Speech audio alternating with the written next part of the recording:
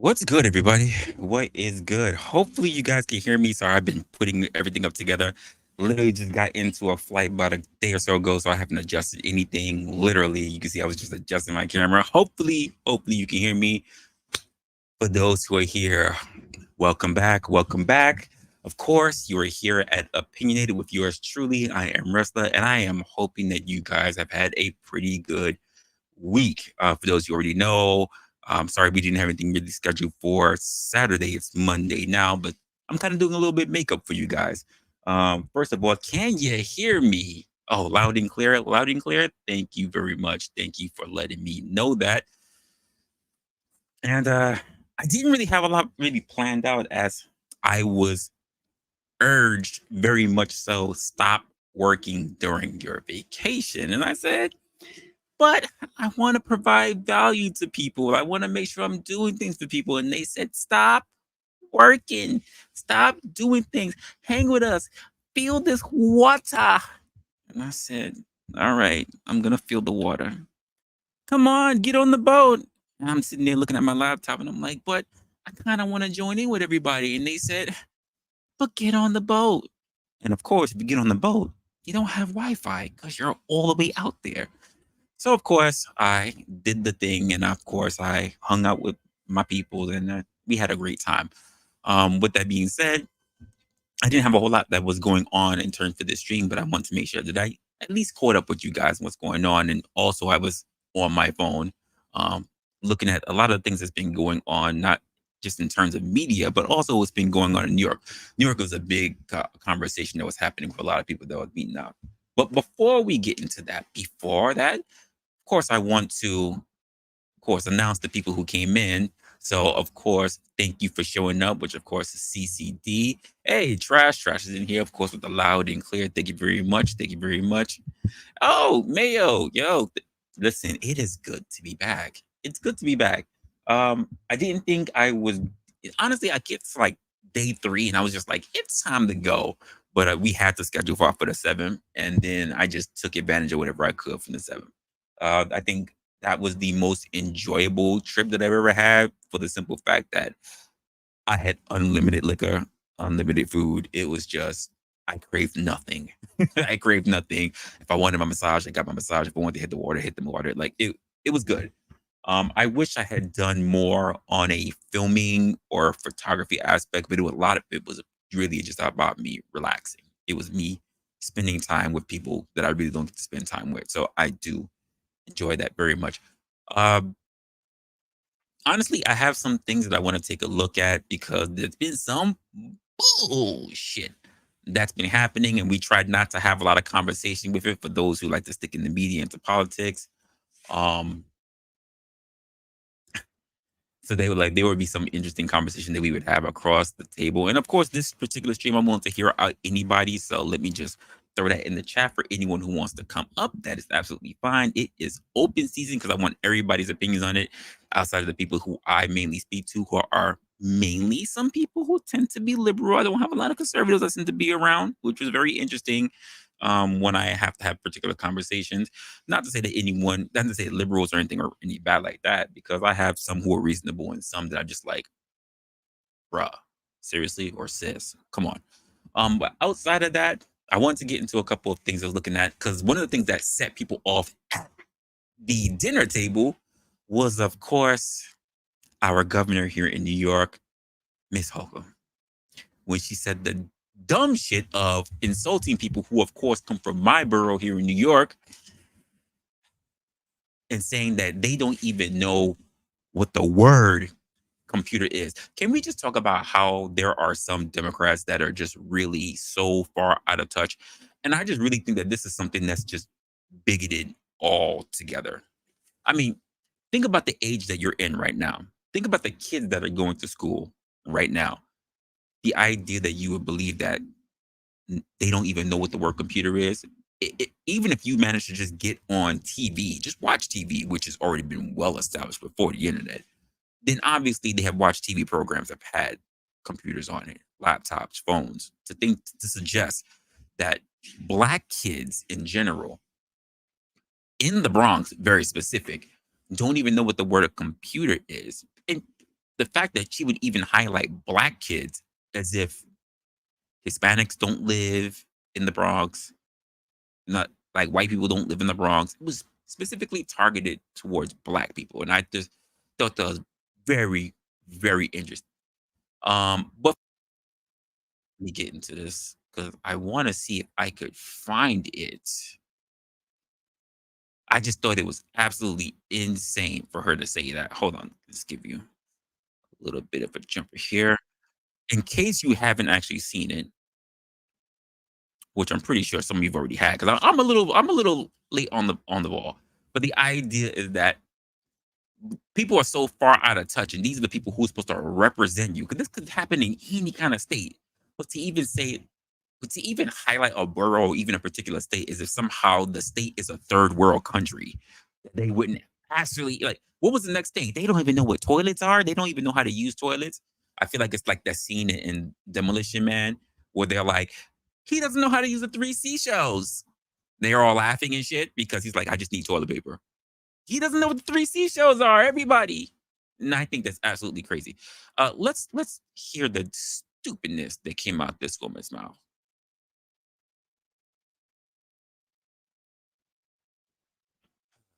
Oh God, here we go. Here we go. Talked to a lot of other people, said, I wish my governor had thought of that first. Said, no, this is New York.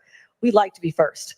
With all due respect to people from other states, it's sort of our attitude. You know, we will be the best. We will be the first, and I want others to follow because right now we have, you know, young Black kids growing up in the Bronx who don't even know what the word computer is. They don't know. They don't know these things, and I want the world open up to all of them.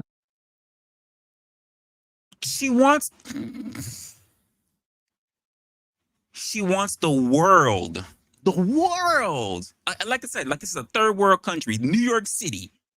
New York City. It's like in the Bronx, like a third world country. It's this rural area that no one lives in. It's one of the largest boroughs, by the way. In the rural area out there to say that and to suggest that there are Black kids. They can't even they can't tie their shoes. They can't do anything out there. Are you kidding me? They need all the help in the world. They can't possibly fend for themselves. Are you kidding me? They have a computer. There's no way in the world. They're still using flip phones out there. Are you kidding me?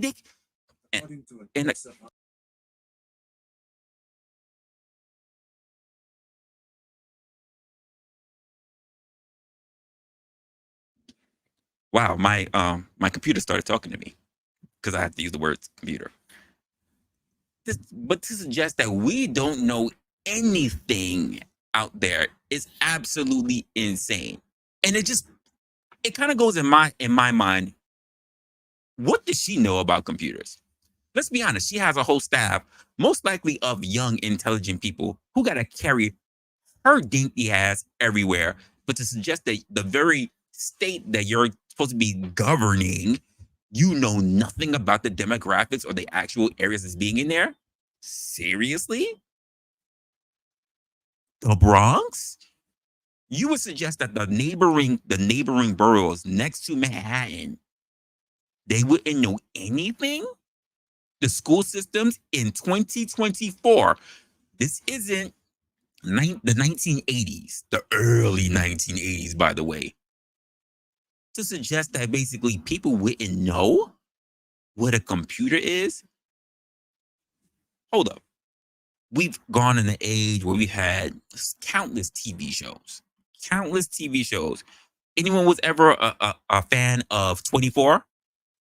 How many seasons did 24 have? There were computers. There was a whole damn networking site called CTI or something like that. But they had Jack Bauer was all over the place shooting on his phones, in jeans, in a bomber shirt or a hoodie or whatever, on his phone, on a laptop, people on tablets, all this other stuff. Chloe shooting shit up. And you want to believe that people wouldn't know what a computer is in one of the largest boroughs that you have? Ma'am, are we serious here? Or can we just chalk this down to bigotry? Here's my thing. And then there were some people in the media that tried to let her skate by. You know, she spoke a little out of turn. She she may have messed up, but she apologized for it. She apologized for it after the interview. Later, the bitch had a whole different outfit on. Why didn't she realize she effed up right then and there and say, "Oh, sorry, I didn't mean to say that"? Because that would have, you would have corrected yourself. I don't even know why I said that. I was thinking about something and I totally messed up what I said. I would correct myself in the moment. I would not be sitting there thinking about a whole day or two later to turn around and say, "I didn't mean to be insensitive."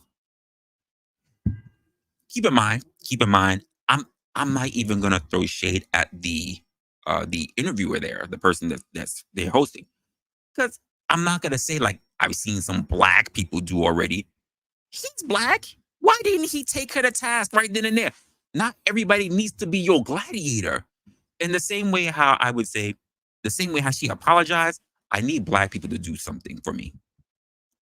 Don't ask her to give you shit. I'm pretty sure I'm already late to the party. All right, so I'm covering this late. She already said it some days ago. I'm late.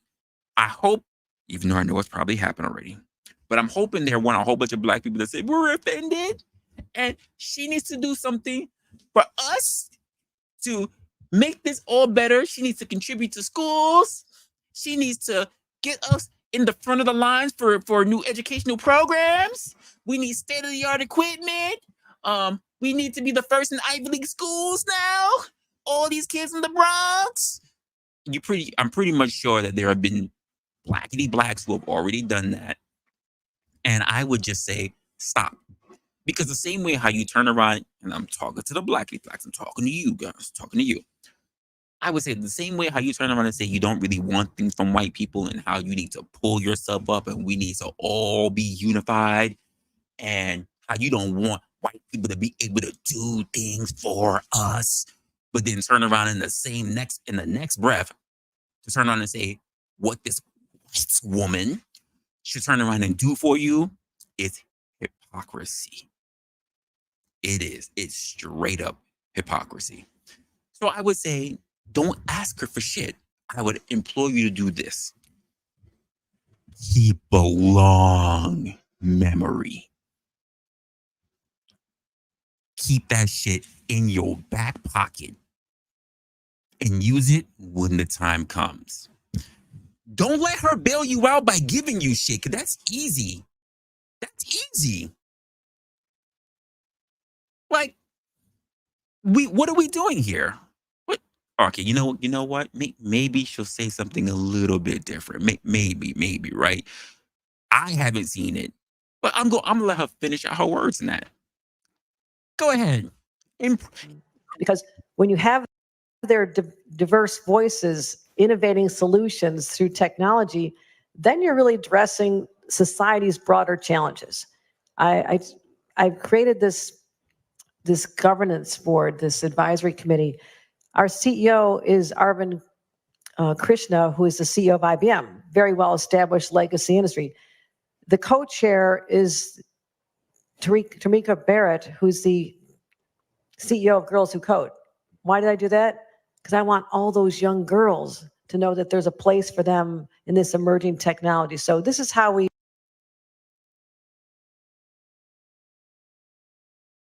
Did you hear who the person was who's leading that all girls initiative thing? For the people in attendance and those listening around the world, what demographic do you believe comes from the name Tamika?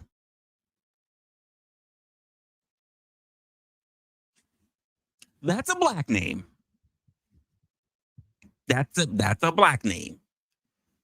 But you don't think that the thing that you said, especially afterward, you have to say the word Tamika, that wouldn't take some kind of offense to the fact that black people are really, hey, Yvette, really? Vietnamese? Tamika's Vietnamese? That would be the first. Listen, and I bet you if there's a Vietnamese chick named Tamika, she adopted somehow randomly by two black people. That's the only way I see that making any kind of sense whatsoever. That's the only way. That's the only way I see that nonsense. No, not yet. Not yet. Yeah, I gotta get it. I gotta get approved through apparently the Black community before I can start handing out cards. They have not given me approval yet, you know, because they still want to assess just how Black I am first before they can actually start giving me cards so I can start handing them out to people. It's kind of like being a club promoter. Like I can't really just hand out the flyers yet until I am officially approved as a club promoter. So, you know, there's not much I can do about that. They're still assessing my Blackness. Well, he got a blog, he got a bald head, but he be using high level words, and I don't know how I feel about that. How do you feel about that? Hmm. Hmm. You know what? You know what, CCD? That's one of the reasons I had to go to Jamaica. I had to become more Black. Not tan, just more Black. So I had to prove that I can hang out with more Black people. Yeah, that's my story, and I'm sticking to it. Anyway, that is the kind of nonsense that we have to hear going out all. And now, can I just say this? I just not thought about this. What does that signify? Let's just say, you got all these African immigrants who are here now, right? Now they are getting their hands on smartphones handed to them for free and everything else. And now they're sitting here going, Black people in the Bronx don't even know what a computer is. I come from whatever township in freaking Africa, and we know what a computer is. We're going to get ahead of these American Blacks. It's a wrap now. It's a wrap. If it's that simple to just demean us, like you just give you give more credence for people who don't even belong here because they're illegal to shit on us more. Thank you, white woman, white governor who doesn't know shit about the world. Fuck the states, the world. Maybe she should consider going to a third world or even a second world country to figure out that they know what the fuck these things are. So to suggest that one of the most prominent cities on the globe would not have children who do not understand what a fucking computer is.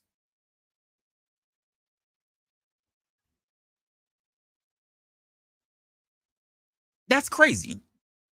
That is crazy. Let's see what's going on here in the chat. I miss you guys. I miss doing this. It is weird to do this in public when I speak with people. Like I miss a lot of you guys. Aw, thank you, Eva. I miss you too. Let's see what's going on in here. Along with, is that so? Because yeah, I believe with you. They would absolutely disagree. It's the fact that this woman over here is pretty much, she's very specific. She didn't say, here's the next thing. Are we saying in her mind, rather, is she saying in her mind that we just have segregated schools and the fact that it's only the Black schools somehow in the Bronx, which is very mixed between Latinos and Black people. Very well mixed. In fact, like I said, I grew up predominantly in a Hispanic neighborhood. I did. When I came up, I was the only Black family in an entire building. So all I knew was Hispanic people. Most of the women I actually dated were Hispanic people. Most of the kids who I hung around with were Hispanic people. I never really had a problem with it. But to suggest that in the early 80s, when computers were first being introduced into the home, not just businesses, but within the homes, that in 2024, from 1982 to 2024, Black kids still don't have an idea what a computer is. How many shows have been available?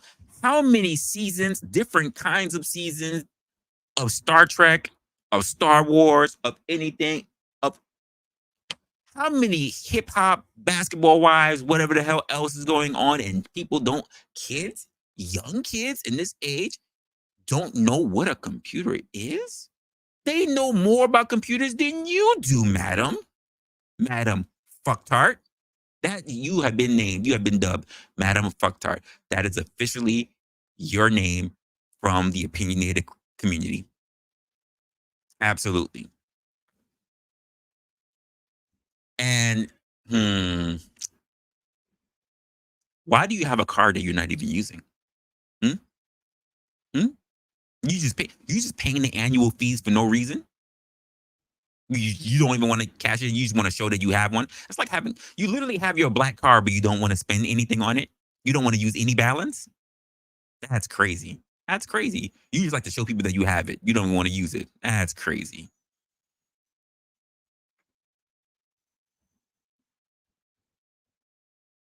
Yo, do you know how many people just say, I want Cuomo to be back? I'll take someone who's handsy. I'll take someone who's handsy over this Madam Fucktard.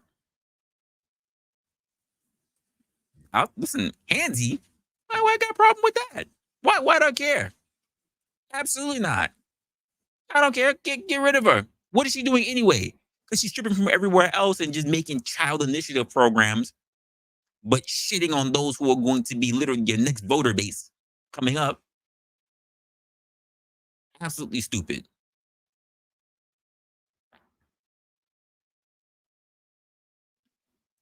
But you know what? Unfortunately, people have short memories, so they're gonna do dumb shit, which is why I implore blacks to don't ask for shit, just keep a long memory. I know it's hard. It's hard to keep a memory when they just start, dangling flashy shit in front of you, or they tell you that the Louis Vuitton store is having a fucking discount. I know it's hard, but we need to hold on. You need to stay strong. Stop being fucking bedazzled. Keep this shit in mind. And then when she wants to move on to something else, I need you to have a long fucking list. I need you to have a list as long as a goddamn CVS receipt. And then say, here's all the reasons why you are not moving forward. It's just that simple. Stop letting these fuckers slide. Because you let them think and you let them know that it's okay to insult you. What's next? Y'all don't wear shoes? Y'all don't know how to button pants? What's next? Come on now.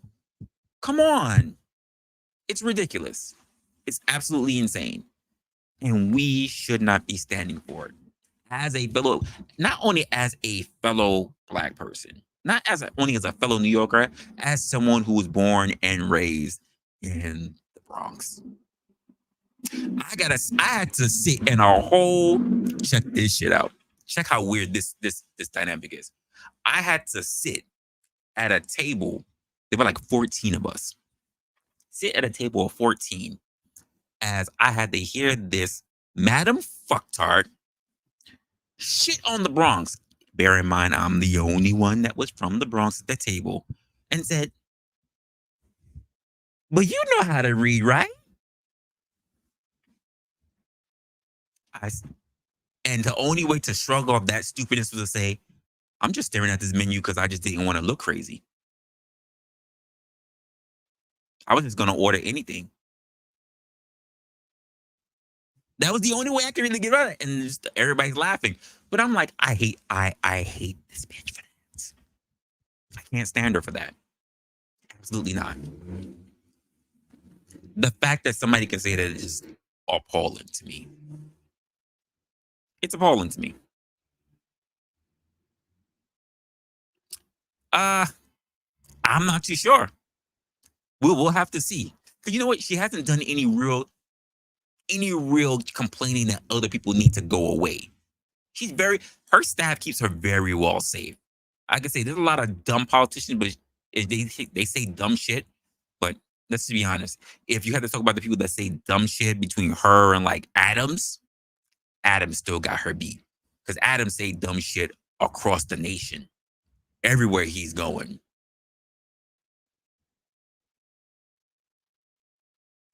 Oh, so you be acting a fool? And if that's the case, then I feel just as bad then, because that means that black people can't go to the cookout because they act a fool. Or unless they're saying that you can't go to the cookout because you're too proper. That'll be interesting. That'll be very interesting. We can't invite Trash over. He's too proper. We need him to let loose. That, you know what? That sounds more like it. We need him to get wasted like the rest of us. We need him to have a good time, and he'd be too soft. He'd be too reserved. Oh, gee. Listen. Apparently, we all on Black people time, right? And that's just the way we do it here, right? So don't even worry about it. Don't even worry about it.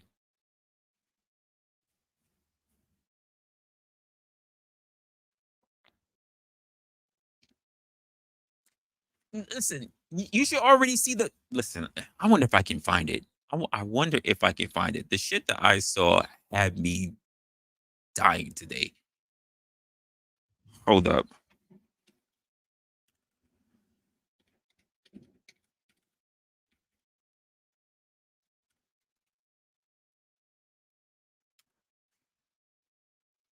There was something I saw on social media. I wonder if I can find it.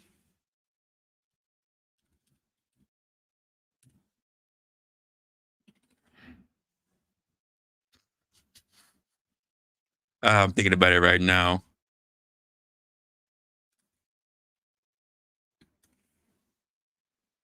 It's gonna be hard to find. But basically, it was this guy who's like moving around his living room, looking like damn a damn ape because he couldn't really understand the freaking computer. I mean, he's biting the computer and everything. Oh, I have to find it. That shit is ridiculous.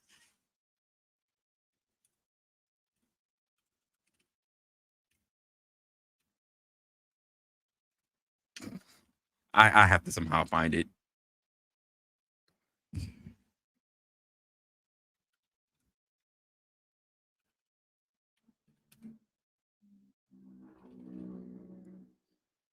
I really gotta find it. It was funny as shit. And I saw it one time and I just laughed and I just scrolled. I really didn't think about keeping it. Honestly, I didn't know I was gonna talk about this.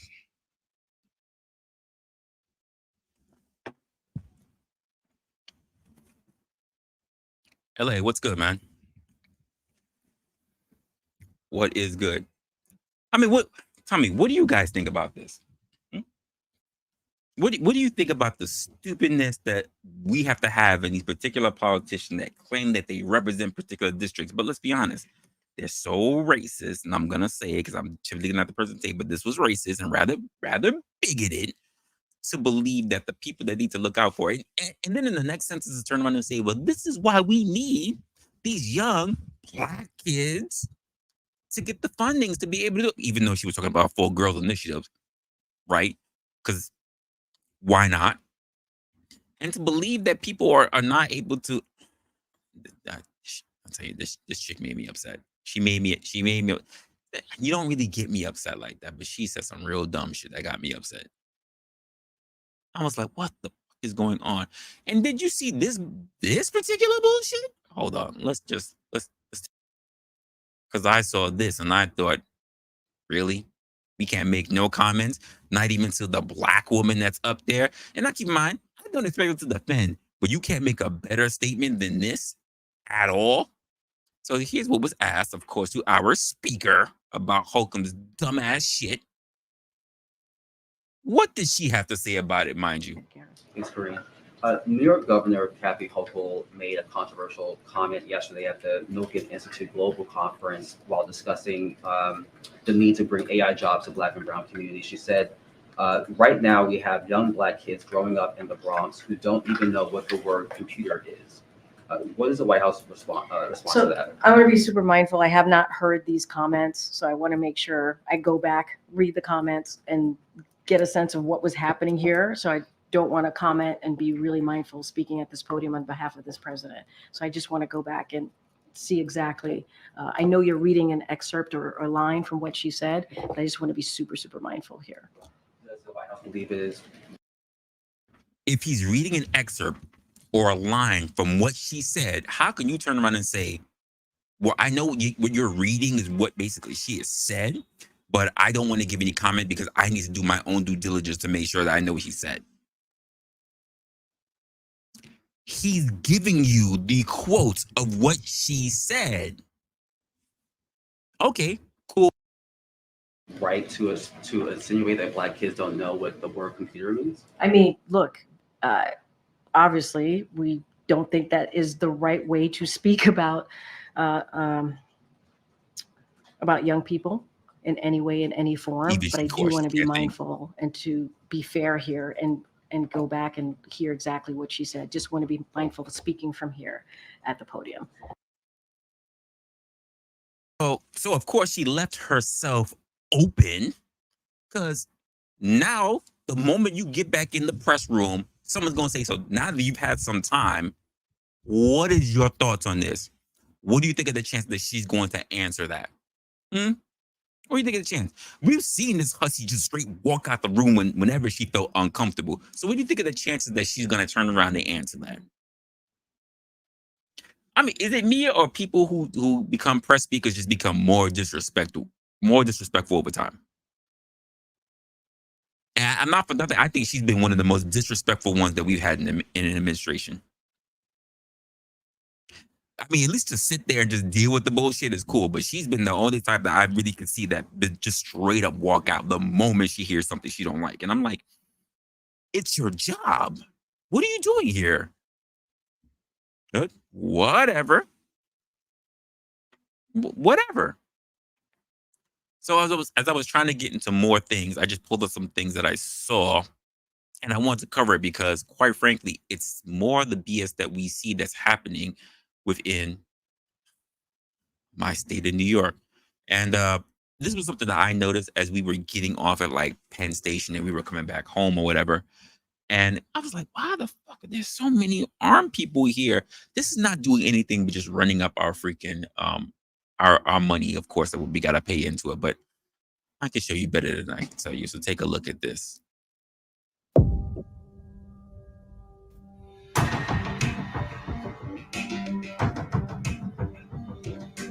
Soldiers, armed and ready, stand guard at subway stations across the city. A new, but necessary, sight in the face of rising crime. The question on everyone's mind is, will things ever go back to normal? Or is this the new normal? You probably must have heard that in recent months, crime has been on the rise in subway stations across the city. Robberies, vandalism, and assault have become an all too common occurrence. National Guard troops patrolled New York City's Grand Central Terminal and Penn Station on Thursday, after New York Governor Kathy Hochul said she would deploy 750 soldiers from the state's National Guard. For many commuters, the subway is now... So, keep in mind, we're also at the end of the quarter for the city. So that means whatever budgeting that they have, they're looking to spend it on any kind of dumb shit right now.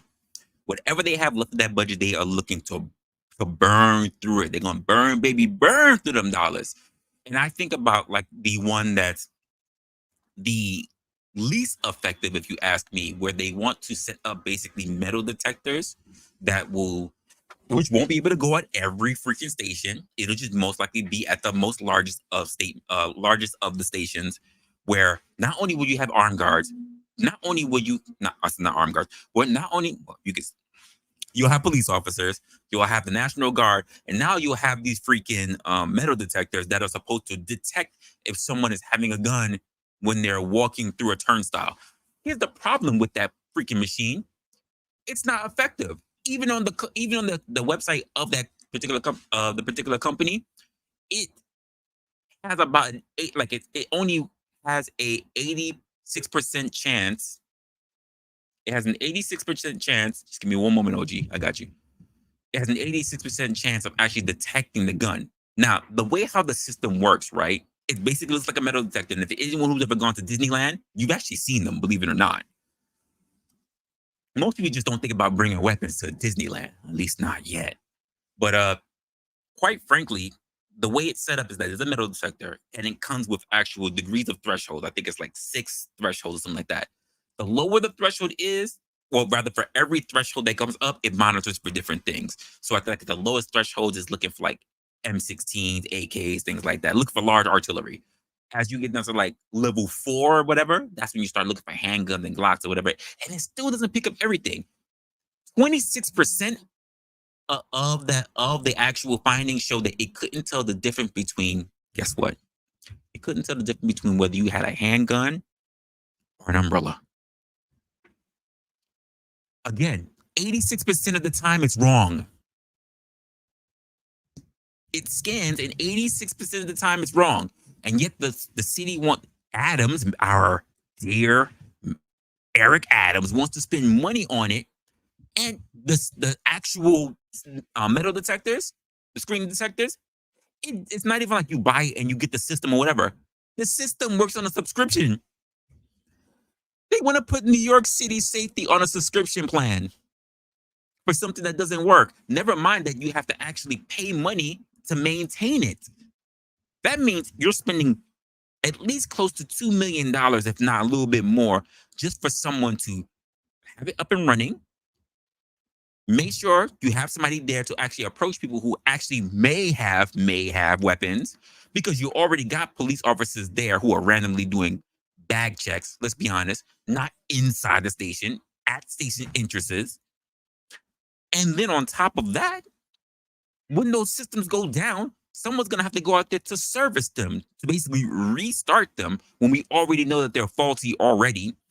And we have to pay for the fact that it's going to be at several key stations, which means anyone could just go to a station that doesn't really already have cops. We don't have a lot of cops, so that means they're not really doing patrols on a train, not to mention there's too many trains for cops to actually be on.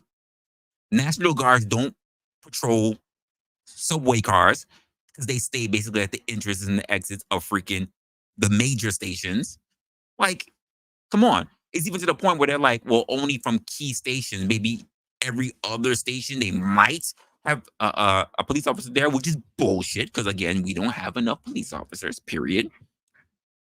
And then what's going to happen when these things are no longer good? We wasted all this money, or rather, not we. They wasted all this money for things that is under the perception of safety, and it does nothing whatsoever. Yet, these are the things that they want to put money out for. Now, believe it or not, I'm gonna say something that's a little bit against the idea of what people try to push forward, right? At the time when they wanted to actually push these things forward, the reason why Adams started pushing forward was to try to prove to people, to make them feel safer, for the simple fact that crime really didn't rise all that much. It really didn't. But because of the way how social media is and how people are, especially with people getting punched in the face and stuff like that, or the guy getting shot in the train or whatever, these are not like crime is actually pretty low in New York. Now, I would say with the rise of the migrants and everything else going on, it is on a rise. I was just having a conversation with someone during my trip about our prostitution that's actually risen because of things that's going on in Queens, like all these. And now with the massive amount of immigrants coming in, we got basically brothels. We basically have brothels that are not being taken care of. So if anyone want to see any foreign brothels, let me know. But I want to get your take on this. You tell me, how do you feel about this, OG? Give me your thoughts, kind sir. I haven't clicked myself off of mute. Can you hear me? Loud and clear. All right. Well, man, look, you made good points, bro. I can see what you're saying with the transformation of New York, bro, and what they trying to do. So I'm kind of on the same page you on. I just want to know the solutions. So if they do all these things they're going to do to the laws, you know what I'm saying? Or, you know what I'm saying, the infrastructure, anything they're going to do in New York, will it help y'all or will it put y'all on a decline? Well, there's the perception of what the actual crimes and the things is actually taking place, because some of it's inflated and some of it's actually real. It just depends on where they plan on putting the efforts at, right? Because we're running into a lot of different issues, but only one thing can be tackled at a time. So as far as the whole attacks and what's going on in the subway, believe it or not, it's actually not as big as they make it seem. But because it's being so propagated, it's on the rise now. As far as the money for like the NYPD and things like that, honestly, the way how I look at it, it's just money that they want to ship over to the police department. I'm just gonna be honest with you. I think Adams and the commissioner, they just want to push money over through the police department, who already has been given a lot of money. And again, they're not replenishing police officers. They're not safeguarding a whole lot of places. Like if something happens, their new policy is basically like, if there's an issue, at every other major station or whatever, you can go there and report what happened. The damage is already done. So what if I get stabbed? I gotta go over 2 stops to reach out to police officers to try to remember what the fuck is happening while I'm bleeding out at the same time. Like, No, of course not. You know, and again, we have a lot of different things that are happening. We have all the migrant issues. We got brothel issues now that's happening in Queens. Not for nothing. I almost thought about going over there just to go taking a look at it myself, but I was like, that's a little sus. It's a little sus. Being that I So know how some pimps move too, it's a little yeah. sus. So they finding brothels in New York. We've had brothels coming up for like the last 2 years. Hmm. And That's now what. with the new influx of people, yeah. I mean, you can go out there, you see a lot of Spanish chicks standing out there on Roosevelt. Let me see. I might actually be able to find something about that, and we can cover it. But brothels, I know there's Asians out there because Queens got a lot of Asians as well. I know there are a lot of Spanish people out there now. That's a lot where you get a lot. We have flea markets, like illegal flea markets that are coming up. That's a lot from the migrants that are stealing from stores, they're looting stores, and then they're putting shit out in their flea Yeah. market. But everywhere is just so busy right now, and again, cops don't have the manpower to be able to take care of it. So, because the moment you catch a couple and you move away, they come back out. And then there was this whole thing that we had with the migrants coming in, is that we weren't allowed. Keep saying we, but cops were not allowed to really arrest them. They're just now beginning to arrest them. They're just now beginning to break shit up. And it's a little too late because, quite frankly, the government is still sneaking people in. We're still getting about 1,000 new immigrants coming from 4 different countries a week. And see, with the influx of people that y'all have in there, with the Mhm. and with all the stuff that's going on, like you said, with these, you know what I'm saying, basically these bazaars and stuff like that that's being brought up, little plazas. Like it's basically what they had this little pop-up shop we had showed. I don't know how the fuck they just opened that motherfucker up like that, but they selling all type of trinkets, like you saying, anything that they can steal, anything that they can make, it's just anything you can get your hands on, they sell it. You know what I'm saying? A free market. So I mean, I see what I see where you coming from with it. I just feel like, bro, that with the influx of people that's there, bro, and the low staff that they got, bro, it's gonna be harder on them, bro.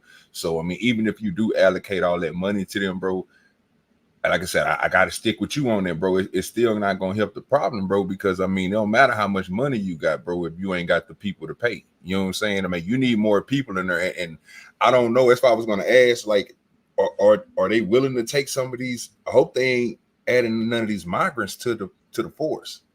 I hope not. We haven't heard it so far.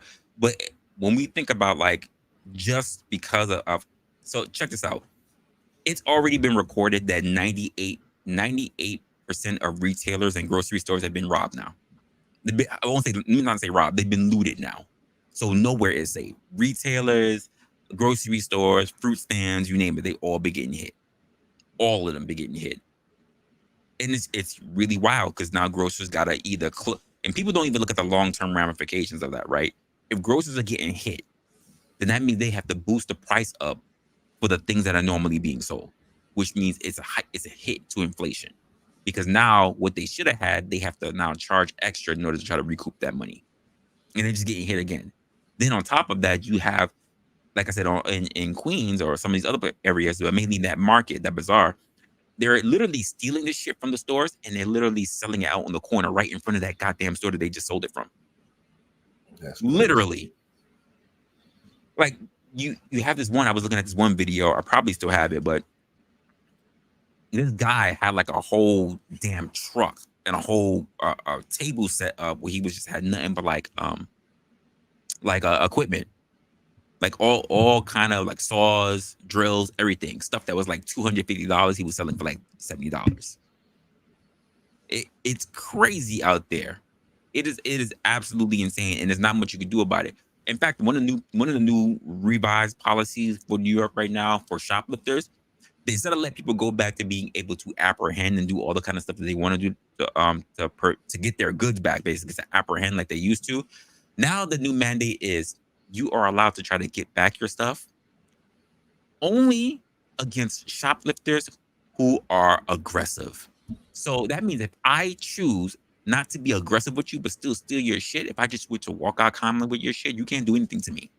It's only if I am aggressive with you. Now keep in mind, OG, if there's only one exit one interest, one exit, and I want to steal your shit, and you bar my path from being able to walk out the door, you are, quote, detaining me. That is against the law. You are not allowed to impede my path. So long as I don't get belligerent and put my hands on you, you can't do shit to me. How do you fight that? Shit don't sound like you can't fight it. Exactly. And then they turn around and say, well, because the old premise used to be, if we put more insurance on our products, then if we lose it, we will be able to recoup it. But no, because now you're losing the product, you're hiking everything up, you're not being able to sell that, because that also gets stolen every time you put something new on the floor, and you're also worrying about this cost that you're putting out for the insurance of that stuff. You're not able to manage your products, which is why all these companies closed down.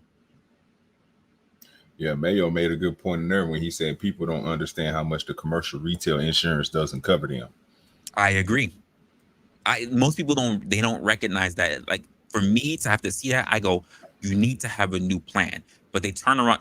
Most companies are too busy trying to protect the image that they don't want to see how drastic they need to be. Because I'm like, if you manage, it doesn't look good. Your company doesn't look good if everything has to be basically caged.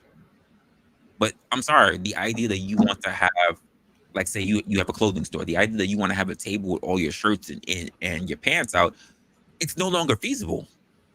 It's not.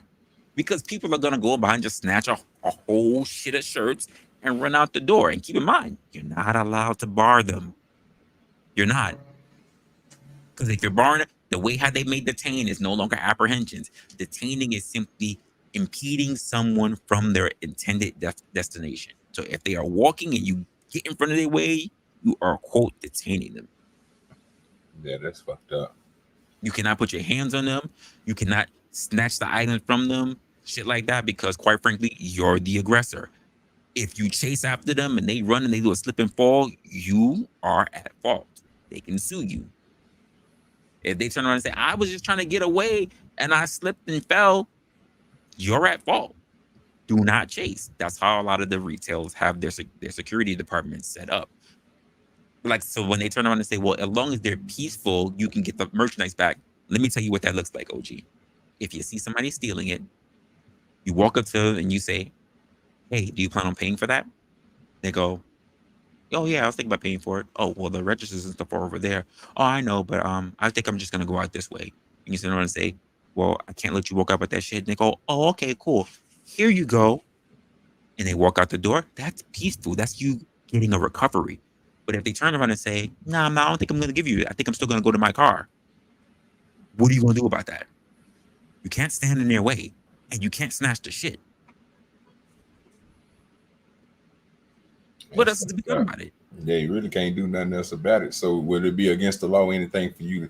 Well, you can't follow them either, huh? After they vehicle and get their license plate and shit like that. You're an aggressor. Yeah. Well, here's the thing. If you, it depends. So for a lot of places that are in the city, the moment you walk out onto the pavement, that's public. It's public. You don't own the streets. You don't own the sidewalk. It's public. So a lot of companies will say things like, you are not allowed to walk out off the grounds of the store because then you're a liability for things happening to you. We can't we don't have you insured for if something happens to you outside the building. So let's say you walk outside and you like, I'm gonna get a picture of I'll stack a picture of your car and your license plate, and the person gets out. They just, why was you out there? Yeah. Why was you out there? What can you do about it? You can't say you was doing it for your job. I mean, there are people who've gotten mad and they follow customers out, and they get the brakes, beaten off of them, and there's not much out there. In fact, they lose their job right afterwards because why you are following them? You're the aggressor. This happens even on malls.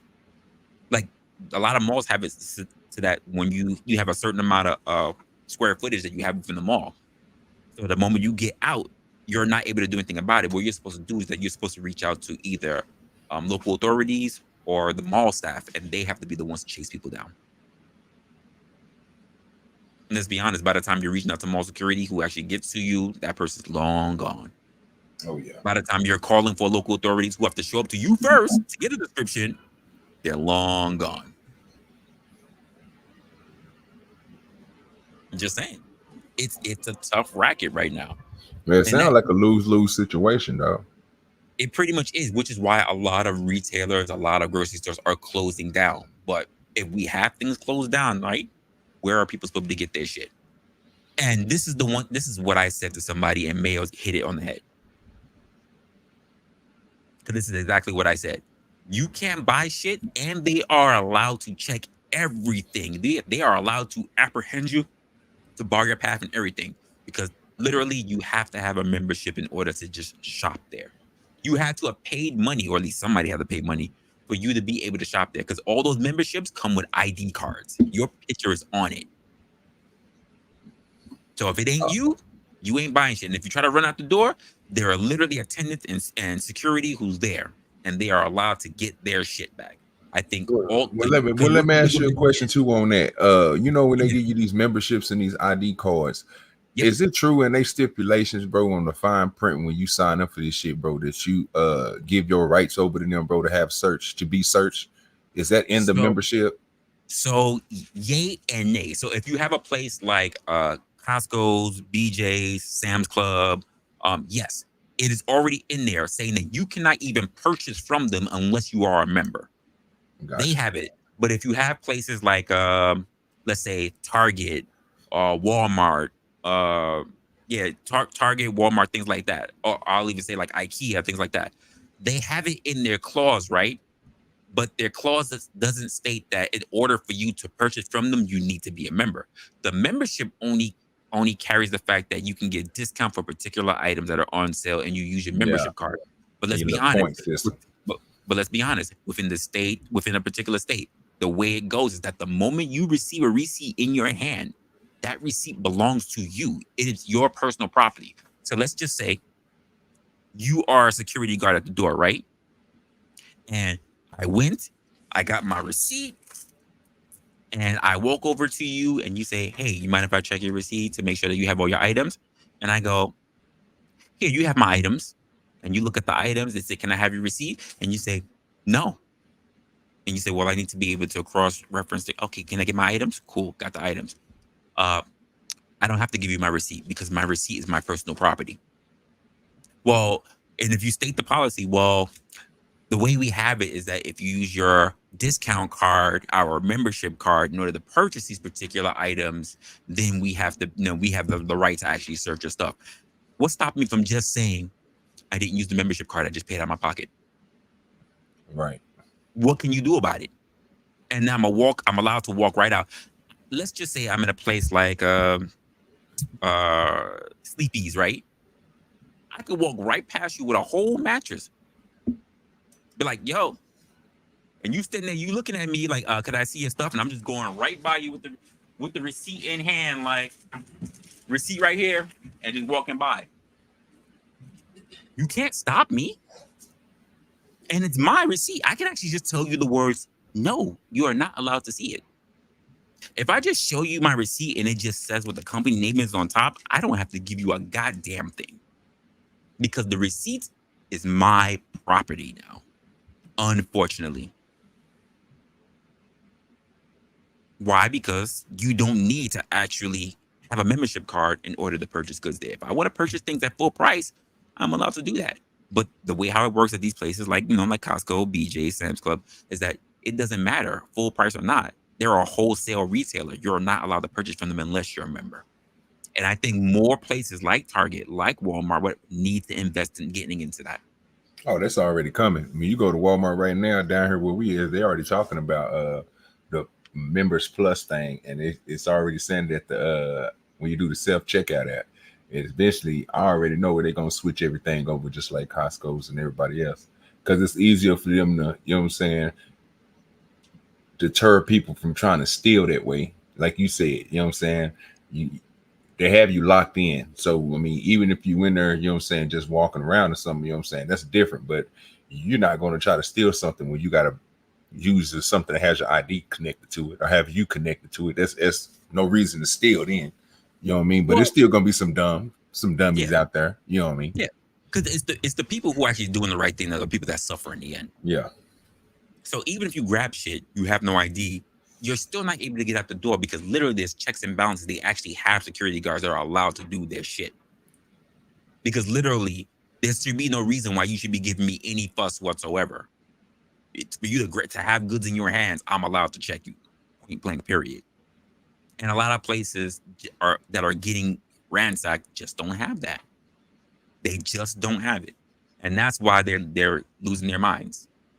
Well, let me ask you this. So we have a thing down here in Oklahoma with our dispensaries, bro, that you can't even. We have 3 sets of doors. Most likely, it's usually 2, but most people do 3. You try to walk in, you know what I'm saying? You have a little floor area where you can come in, sit. You got magazines there. Then you usually have a window or something where you can take somebody's card before you let them back in your establishment. Now I know that'd be a hassle trying to let. I can't even imagine how many people go to Walmart and in these different areas. Some of these places probably flux, you know what I'm saying, 500,000 people. You know what I mean? Like coming through there, 200,000 or something. So you just imagine trying to stop people that's coming in and stop people that's going out. So what if they did have a scan system where you have to scan key? Like, you know how you go to certain apartment buildings and stuff like that, they give you scan cards, you know what I'm saying, to get through gates, certain things, you know what I'm saying? It only works for certain areas. So they give you scan cards that you have to buy, and you scan it to open up the door, you know what I'm saying, open up the doors to go in. And then when you get ready to go out, only thing you got to do is to get out the store is scan your receipt. Like, just you have a little barcode on there, map that, and the door open, let you out. Would you think they'll do something like that to prevent if it get really, really bad? Because I mean, that's the only solution I could think about, bro, is going to a secured area type base. It sounds interesting. Like, I can see an aspect of that being used for people. So the issue, like, I'm thinking about it in terms of like these wholesale, these retailers. Because if you have you can't do anything. The way how I look at it is that you can't take the human element out of it. Because let's just say if I have that receipt, right, that I scanned, and I'm thinking about it in terms of people who are exiting and entering. So if I have a whole bunch of shit in my cart, right, that I'm trying to exit, as long as I purchase something, I get that receipt. Right. And I can use that barcode in order to open the gate and leave. That receipt cannot categorize everything I have in my cart. It only categorizes what I purchased. So I need an eyewitness to be able to go through my shit to say I have what I have. Yeah. That's my only issue. You're at some point, you're going to need, unless you get AI that's good enough to be able to scan through carts to say that you have everything you have and then the gate opens. We don't really have that. So we need eyewitness testimony. But see, I was looking at it like, so that you have to use a card to get inside the store. So to even come inside the store, unless you walk right behind somebody or something like that, just to sneak inside the store, that'll be a way for, you know what I'm saying, you to get in, but they'll have you on file. Now, even if you scan, just say you went in there and you thought you was going to buy a meal, but you changed your mind and said, you know what, I don't want to go here. I want to go to another establishment and buy my food. So, here's what I would say. Here's what I would say to you. Me personally, I don't have a problem with it.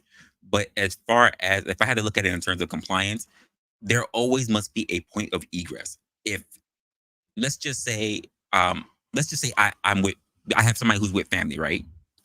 And let's just say all the family walks in, someone has a card, all the family comes in. But there's a family member that now wants to leave while the rest of the family's in there. They can't leave because they don't have a scan card to be able to get out. And what if this person is a person who panics or whatever the case may be? We can't have a point that stops people from exiting. Yeah, that's what I was thinking too. You know what I'm saying? Like, I wasn't trying to go too deep far into it because I was just looking at a way for them to catch people when you know they going there and they only just say if they went there and bought a candy bar and they use that candy bar to get up out of there, but you seen them on camera stealing. Now you don't have to worry about knowing who this person is. You know exactly who they is. You know what I'm saying? Like, it's preventive ways of doing stuff because, like I said, people are going to try to outsmart the system. That's the thing about it. It don't matter what you come up with. A thief is going to try to, or a person who likes to scam or anything in that area, they are always trying to get over on the business because they feel like they can. You know what I'm saying? So I agree. I don't have a problem with it because even May was making to the point. And I agree, they can't leave with the products. The thing is that there's a very thin line because now the question is, once the person can't leave the products, the question becomes, what do you do? And the reason why I say it like that is because if the person becomes aggressive, right, are you going to get yourself injured as an employee for the actual merchandise? We don't know the desperation of these people. I can tell you, as someone who, before I got into the real compliance part of it, when I used to work in the state security department, I used to be loss prevention and shit. I've dealt with a lot of different situations. I've had a woman try to hit me with frying pans.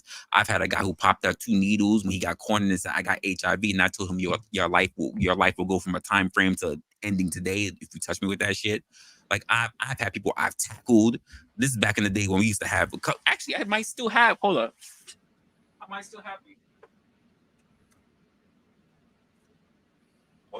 I put it away somewhere, but I still got my cuffs somewhere here. I still got my cuffs here. I still got my baton somewhere in here as well.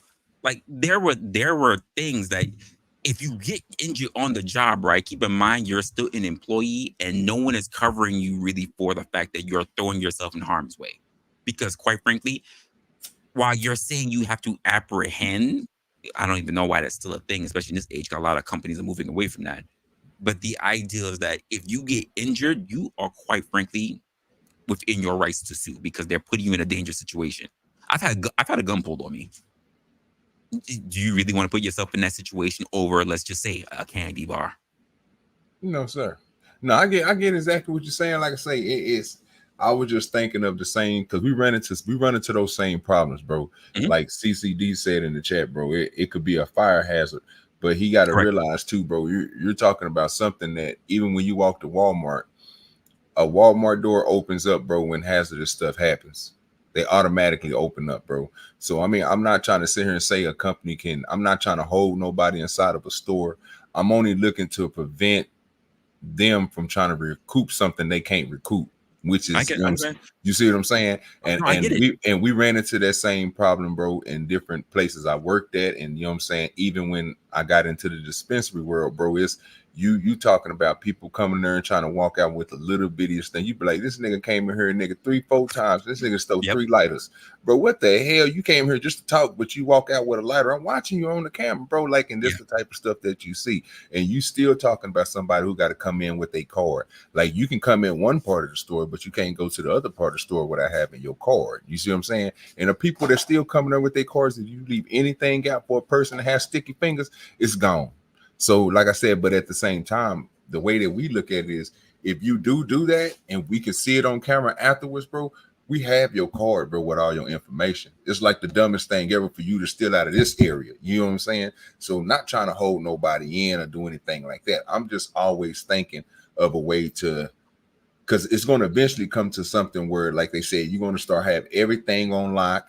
They're not going to have, they already trying to make everything automatic, you know what I'm saying, to where you don't have to have a human to do anything for you to do. You just go through a self-checkout line. But the crazy part about that is with the items thing, I've seen it in certain places. You always going to have the human come and unlock something or do something like that to restock the product, anything. So you're always going to have a flux of people working inside of a store. Now, the position they're going to be inside the store is going to be the main thing. You know what I'm saying? Now, it's other things that I didn't see, like them coming in and having machines put product up and stuff like that, which take out the stalker and everything else, even the unloader, like all that's been taken over by machine. So, but when you still come to the people are still going to, you know, it's still going to be some part of society that's going to be, oh, we need these people.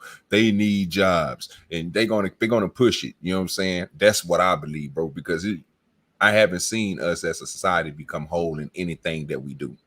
That's why we have the problems that we have, you know what I'm saying? Because everybody is divided in their own way. You might think me and you might agree on one thing, but another thing we might disagree on, you know what I'm saying? But we might have 3 more people that the stuff that we agree on, they agree on that stuff with us. So it's weird on how when it all comes together that, you know what I'm saying, it's not like we all not like all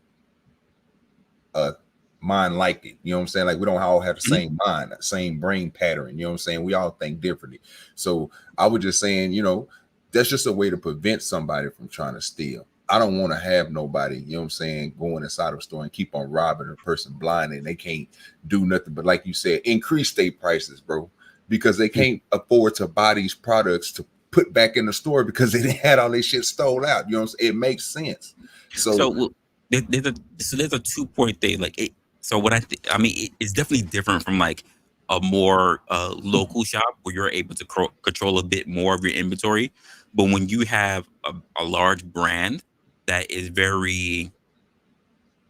very centric on not only just how they display, because part of the display is all based on how the perception of the store is, but also how their how the customer is. So let's just be honest. Like if you walked into a place like Best Buy, right? You have some things that are on the floor, but the major stuff that you're looking for are all behind glass doors, they're caged, things like that.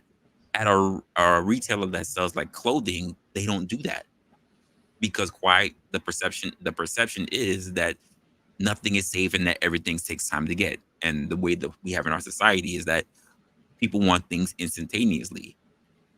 And that's just the way it is. When I think of people who get robbed, I think of people who like their gas stations, because gas stations, let's just be honest, outside of the freezers or whatever, or the freezers of the fridge, you can't lock up anything out. They're all on shelves. So people just do whatever. I mean, even when you see these people that just go ape shit and they break everything, because everything is exposed. And most businesses are like that because the idea of you just being able to grab and go is appealing, but it's also appealing to those who like to steal. So no, that's a fact. I mean, like I say, a sticky finger person, bro, gonna always have their fingers sticking on something. As long as your eyes ain't looking, bro, you know what I mean? They gonna do what they gonna do. Yeah, I agree with you, Mayo. There is no 100% solution for it, bro. Yeah, I'm just always thinking of preventive ways, bro, because I didn't see people scam people out of money. Just a sleight of hand was the thing they used to get certain employees, bro. Just hey, I'm gonna give you a change for 100, give you a change for 100, slide you. You know what I'm saying? You get, people smart. They know how to slide. Slide of hand is a beast, bro. We call them quick change artists. There you go. You know what I'm saying? And then you got other people, bro, that's just, you know what I'm saying? They real good, bro, at misdirection. They know how to point at shit and do shit a certain way and snatch something right up off the counter. You won't catch it. You know what I mean? Because you moving so much. You got so many customers coming in like, bro, yeah, I get exactly what you're saying. I just think, you know what I'm saying, there's always, especially with certain things that you do, you know what I'm saying? It might be a hassle for you to try to protect that product, but then like you said, a mass store like Target or Walmart like that, you can't protect everything that's in there. Everything can't be protected. You know what I mean? So that's you one got of the reasons why I like to move out of retail. That's one of the main reasons I've always tried to move out of retail, because for people in my space, especially when you get to the compliance side, is that you want to set up as many measures and metrics in part to safeguard from loss.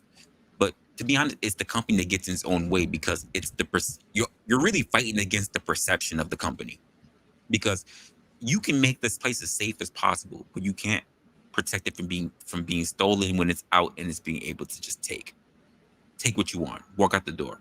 That's it. There's not much you can really do about that. So when you have somebody like me, when they're like, well, can't you just put hands on them? Number one, fuck you for saying that I should be able to put hands. Fuck you for thinking that it's okay for you to believe that I should be putting my life at risk for something that's not worth my life. That's first and foremost, right? Just because people who work in safety and security, thank goodness, like I said, I work in compliance, so I don't really have to do that. But let's just say if I had to work in safety and security, the idea that you believe that I am somehow a bouncer, like people don't have weapons and shit, because I'm not allowed to come, I wouldn't be allowed to come to work with weapons on me, you know? These people walking here, they can be concealing anything. They can be concealing a gun, they can be concealing a knife, regardless of what the fuck the door says. And you just believe that I should be putting my life at risk for what? For less than $300? For less than $400? Like less than $1,000? For what? Why would I ever do such a thing? I'm gonna let them walk the fuck out the door. Plain and simple. In fact, there's nothing in here that's worth my life. But then you'll turn around and you'll say to people, well, then you should get fired because that's your job. The same way how it's my job as a person who works in compliance to set up policies in place. Because if they have a security department, they misuse them. Instead of, let's just say you have a cashier, right? She gets into a confrontation with a customer. When a person like me, when I see the security guard starts walking up or whatever, or even not even the guard, but when I see security staff walk up, I stop them and I just say, I want to see for a moment what's going on here. And I might even be able to see some of the yelling or hear some of the yelling that's going on. and I'm looking for to see if they follow the actual action steps. Number one, let's just say you're a cashier, you're dealing with a customer. Are you trying to provide customer service? After you cannot provide customer service, did you try calling your manager or your direct supervisor? When the manager or direct supervisor shows up, right? Did they try to manage the situation?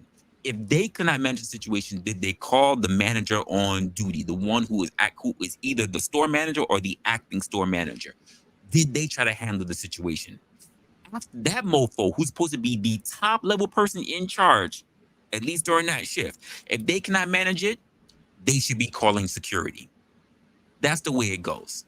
That's the way the policy should be in place. We should be doing everything in our power to customer service first, because we want to what? Make sure that the brand is intact. We want to make sure that we give a positive experience to get a resolution. That's not what happens. Here's what happens. The cashier has a problem with the customer. They immediately call security and shit gets escalated from there. That's what happens 9 times out of 10. Later on, the manager, the store or supervisor comes in and they're just like, why didn't you call me? Because that's security. That's what they're for. That's not what they're for. Their job is to keep compliance and to make sure that the place is safe so that people are not doing slip and falls or whatever the hell else. Like, they're not there to be your personal bouncers. That's not their job. They don't. Has anybody walked into a retailer, a clothing store, whatever, and you saw security guards with freaking bulletproof vest on? Of course not. So why do you feel, even as another human being, that you should be putting other human beings at risk? When I say things like this at particular conferences or whatever, people be feeling guilty. Because here's the next thing, that you'll have those same lower level people like cashiers, like stock workers or whatever. They'll turn around and say, I want to join the security team. And I'm like, why? Weren't you one of the same mofos that try to put them at risk? Why would you not want to join that? What do you think is going to happen to you? Oh, you want to join it because they make more money. But they don't make more money because they put their lives at risk. They make more money because they have to safeguard the entire facility. Yeah, they don't realize that. They never realize that. They only want to join security teams for the money. They never want to, or because security teams don't wear uniforms, or if you have a store that security team don't really wear uniforms because like they have like undercovers or shit like that. That's the reason why they want to do it. They never think about the negative side of it. The negative side that they themselves have put people under. And they get denied, at least with me. Because thank goodness I don't really hire for their departments anymore, but they immediately would get denied. The more I hear particular things and I'm going, you're not a fit at all. So for more established, smaller shops or whatever, there's so much more control. At the bigger you get, there's so much shit you can't safeguard. And the sad part about it is that when you get experts, when you get compliance specialists, things like that, you're inclined not to listen to them because, quite frankly, the things that they tell you hinders you from making money. That's the truth. So now we have to talk about what is an acceptable loss. And most businesses don't want to look at acceptable losses. Like theft. I'm sorry. You want to get a whole lot of product, but then you don't want to invest in metal detectors at your doors? You don't want to stop. You don't want to stop that thing. I mean, like, bro, like it's just like starting a club, any type of business, bro, that you go into, bro. You say, especially when you having security, you got to take the measurements, bro, because you never know what you're gonna be looking into. You can always find examples in other states. OG, imagine you want to start a security. Imagine you want to start a club, and someone says, I love the idea for your club. I think the theme of it is great.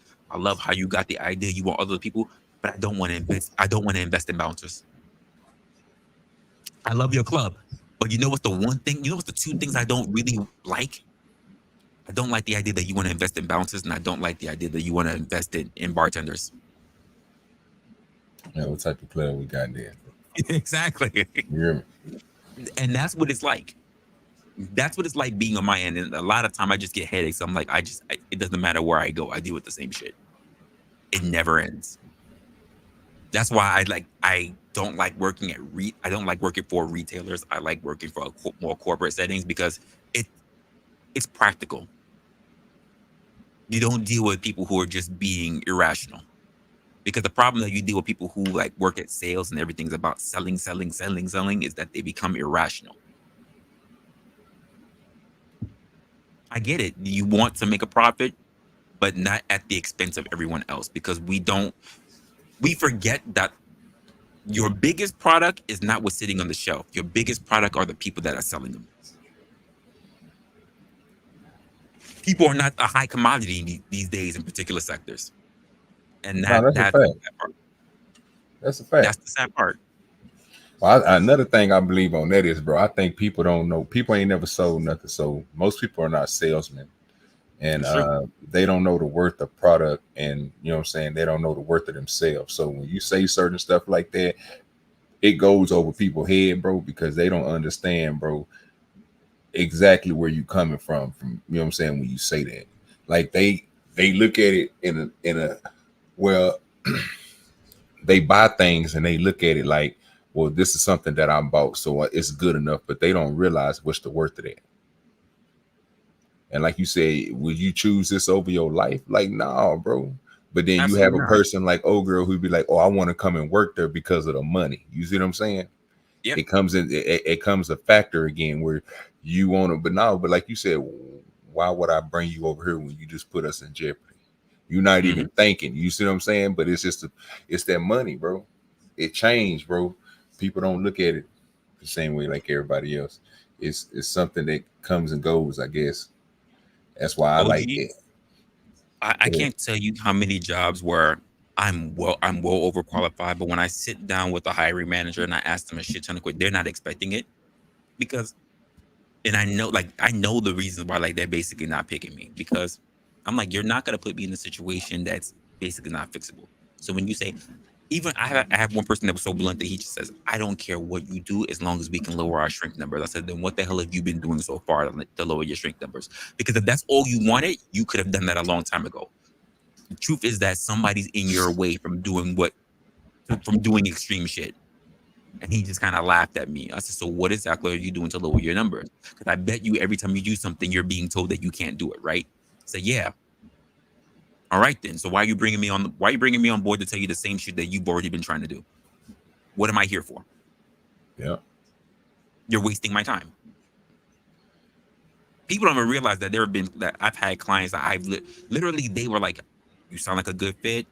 Just let me know when you can get started. And I'm like, sorry, but I don't think we're a good match.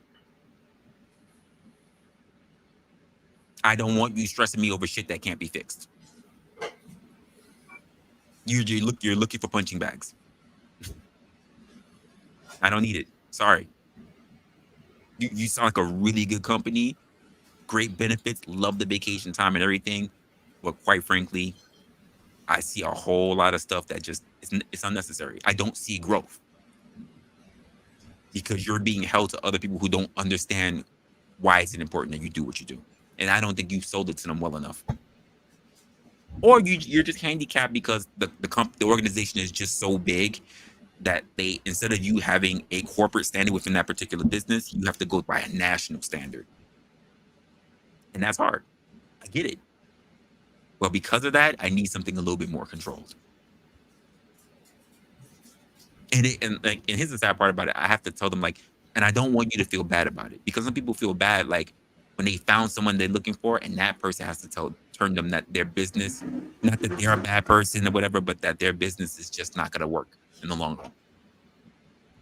Because I'll be honest with you, not just like, if you want me here, I can stay here for about a year, if I'm lucky, 3, but I am leaving. If you want someone for the long run, I'm not your person, because I see that nothing will change. And that's the problem I have with retailers. That's why I keep trying to stick more to people who work in corporate. It's just hard to hold those places down. That makes sense.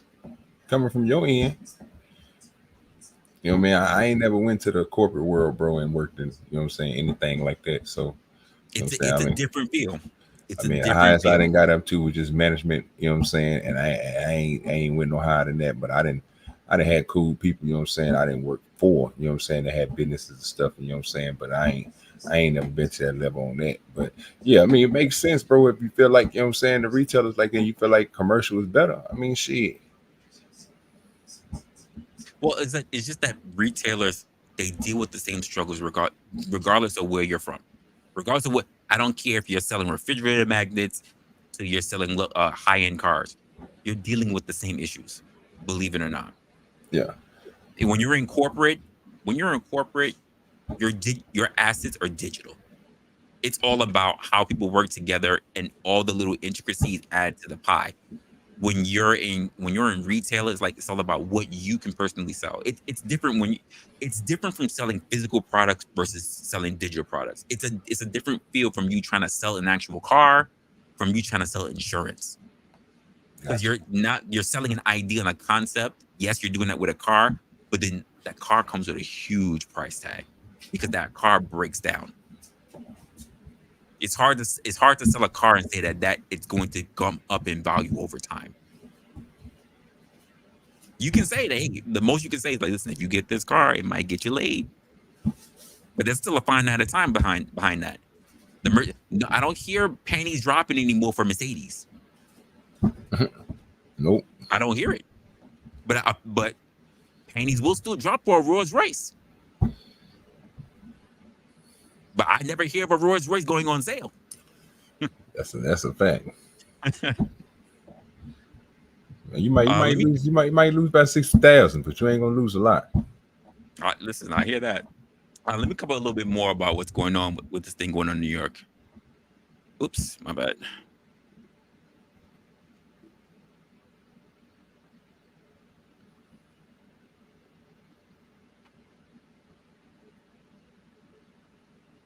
Oops, OG, you with me? Sorry. Yeah, I'm still here.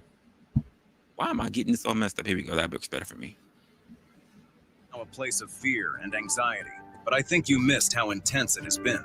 Police need your help in finding two people they say were. OG, that sister is fine.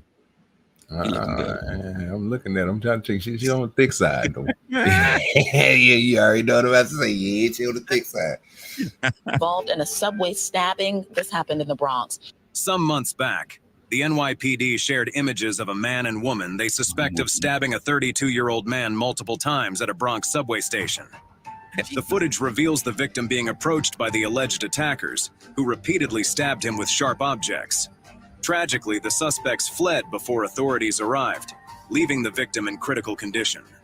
Emergency responders rushed the victim to the hospital, where he remains in serious but stable condition. This incident follows a series of attacks on 3 women in Manhattan subway stations several months prior. Police suspect the same individual is responsible for all 3 assaults. Reportedly, the perpetrator assaulted 2 women at the 86th Street and Lexington Avenue station before slashing the leg of a 3rd woman aboard a southbound 4 train. Right now, why? What's the purpose? And the sad part about it is that for the most part, and it's getting worse, but I always see dark-skinned people who are the people who are doing this shit.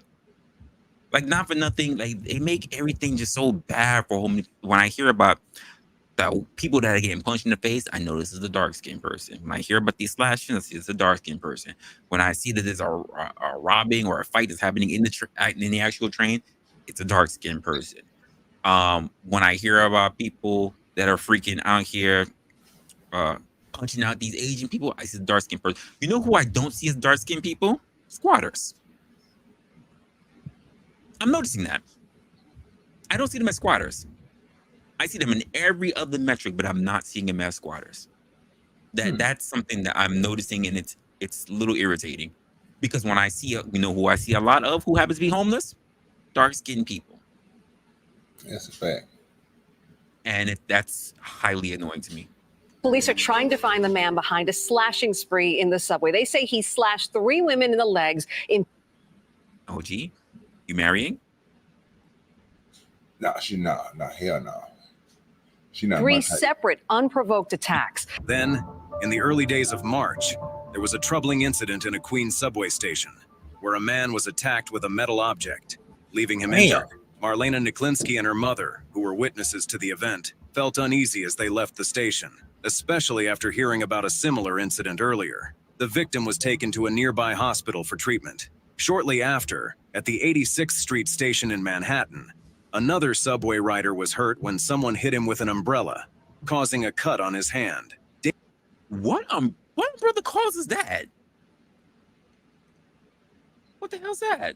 David Beaglehole, the victim, expressed surprise at the incident, as he typically feels safe on the subway. However, he hoped it was an isolated case. Meanwhile, in another incident in Manhattan, a man was slashed with a box cutter on an A train approaching Penn Station. The victim reported that the attacker made anti-LGBTQ remarks before assaulting him. Milton Hamlin, 46, was arrested and charged with assault and hate crimes. These incidents have caused concern among subway riders, prompting the NYPD to deploy 1,000 additional police officers to the subway systems. We have a crisis in our subway system right now. So far this year, 3 people have been killed in the subway. It is on this note that Mayor Eric Adams revealed his plans to increase bag checks at various subway stations across the 4 boroughs with subway lines.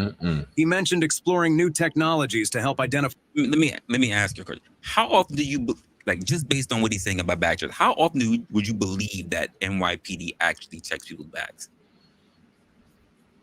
Shit, from what I've been seeing, every 10 people, nah, hell no. Nigga, they don't even look. From what I seen, they don't even do this shit, dog. And I think it's only when the cameras are around and they know somebody is showing up, or they, you know what I'm saying, some shit like that. That's the only time I believe that shit is being done. But I don't never see it. Because this same subway, what subway was that? I don't know, because there's so many subways that they have right now doing that. Because they do it random at some subways. So sometimes it's really low end subways. It's always like a subway with a station agent. But so it's never at a station that doesn't have like station agents. But it's so rare that they do it. They've been doing this roughly since 9/11. I would say that's when we started seeing them. And I can say from 9/11, so from 2001 all the way to now, I have only got my bag checked once. Damn. In all those years, I've only gotten checked once. Well, like I said, I ain't never been. Another time I almost got checked, but she said, no, never mind. I was like, okay. I've never been on the subway. I never been on the subway in New York. So only thing I've seen a lot of videos of, only time I see the police presence then in the subways of New York. And anybody in the chat, y'all can go look it up anytime. It's different singers and shit, bro, that they have down there because of the acoustics. So, you know what I'm saying? They have them down there, but they always being filmed either by, you know what I'm saying, a company like, it ain't Tiny Desk, but it's another one, start with a V. I can't think of the name, but they have different people on there, bro. So that's the only time I see a police presence. But most of the time we see these videos, bro, even the little clips that LA and them show or Tom may show, I never see a police presence. It's always somebody called them. They came to wherever the crime had happened on there. So for these niggas to be out there slicing and dicing on people, bro, it's the craziest shit ever.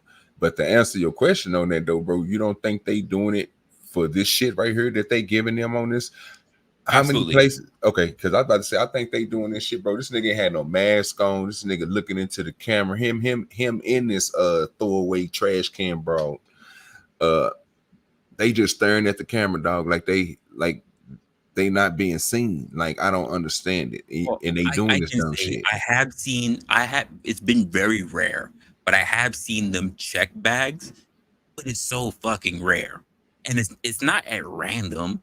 Because literally, if rush hour happens, you have hundreds, if not thousands of people walking by you, and they don't touch a single person. They don't ask a single person. They could be in Wall Street, which is one of the most busiest stations to be around, between Wall Street, Fulton. Like, they won't ask anyone anything. They just sit in their hands in pockets. Doesn't really happen. Doesn't really happen. And they be all over. They're in all the boroughs. It's just very rare that they ever ask anyone anything. It's just not a thing that they're really doing. One more question. So y'all Subway don't have its own police department? Some do. Some what they have are like they're not police stations, but they're like how do I say it? They're not full on stations. Like police officers don't go to check in and work and do their work and everything there. They're like little mini hubs. And so like for the guys that like they traveling around in the subways or things like that, like that's their main hub. So there will be like at a one big major station, there will be like an embedded semi-police station there, and they just all police, like they're basically transit cops. Yeah, But yeah, it's not yeah. even like this. But even those particular stations, they're not a lot of them. They're like only the real big major connecting stops. So I would say if you have a station that has maybe 5 trains that all go there for interconnecting stops, then you most likely would have a police station there. And that's not a lot of them.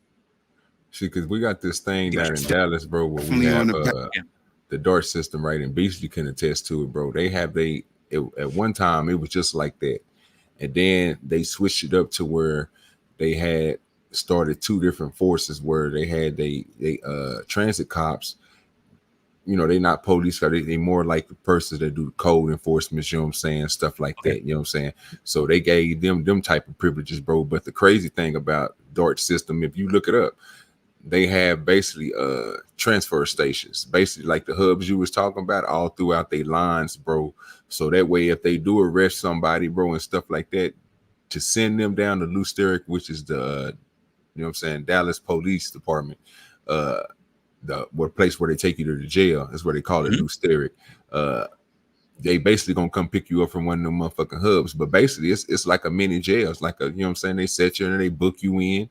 They get, because you gonna, I know a friend of mine, bro, he had went through that for hopping on trains and shit, you know what I mean? They finally catch you and shit, you know, you have so many fractions that you have to go to court. You don't go to court, they put the warrant out for you and shit like that. But when he went in there, bro, you know what I'm saying, it was some other shit that he had going on too. So it was, they just all added it all together. But he had so many cases from them, bro. It was like they own separate shit, you know what I'm saying, from the police department. That's why I was asking, like, do y'all have like the same type of system up there in New York? Because I know y'all rail system is something big. This is something they building on, you know what I'm saying? They have the same system. I would just say that the stations are never as big as an actual police station. They just, like I said, they're just like in miniature. But yeah, they have cells in them and everything. They're just not as big. I don't know how well their booking is. But yeah, I do know that they're there in case, you know, things go wild. But let's be honest, if things are not happening predominantly at that major station, the response time is whatever. I do know some of those stops, some of those stations do have like cop cars even right above, so that they just run out into the street, they can get into a cop car and they can go to whatever station. But that's not a lot of them, because quite frankly, New York just doesn't have a lot of parking. So, you know, so it's just a matter of trying to figure it out. Pathway of coming up with some new technology that's going to help us identify weapons as well as guns. My big thing is guns. Officials believe these checks will help intercept weapons.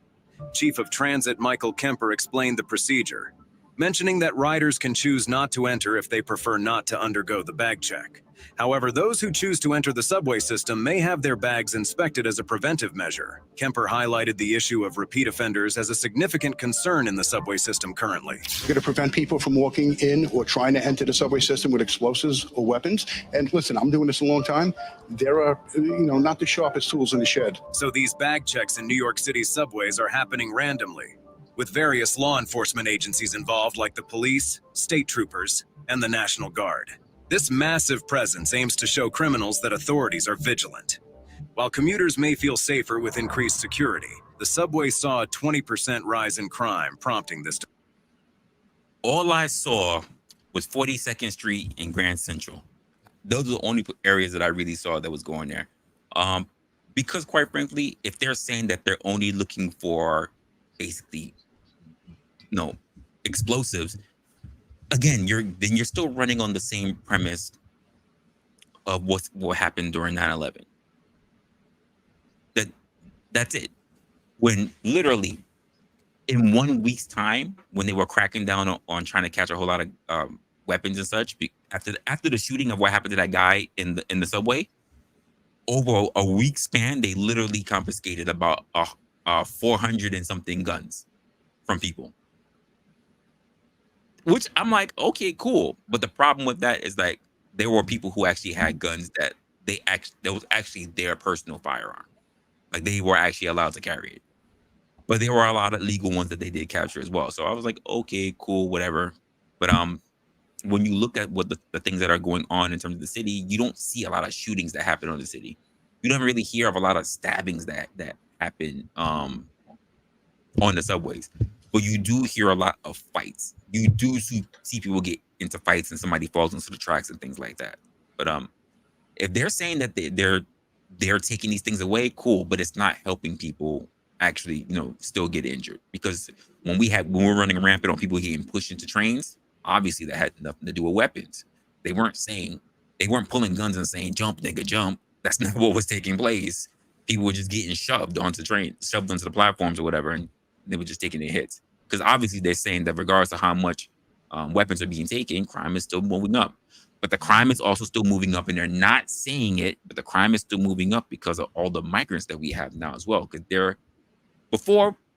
I remember this when we were like all on like Tom, or we were on like LA's panels, and we would see, all the young black kids or whatever, they would hit all these damn jewelry stores, or they would hit all the clothing stores and things like that. But now migrants are hitting everywhere, and they're also now they're also participating in it.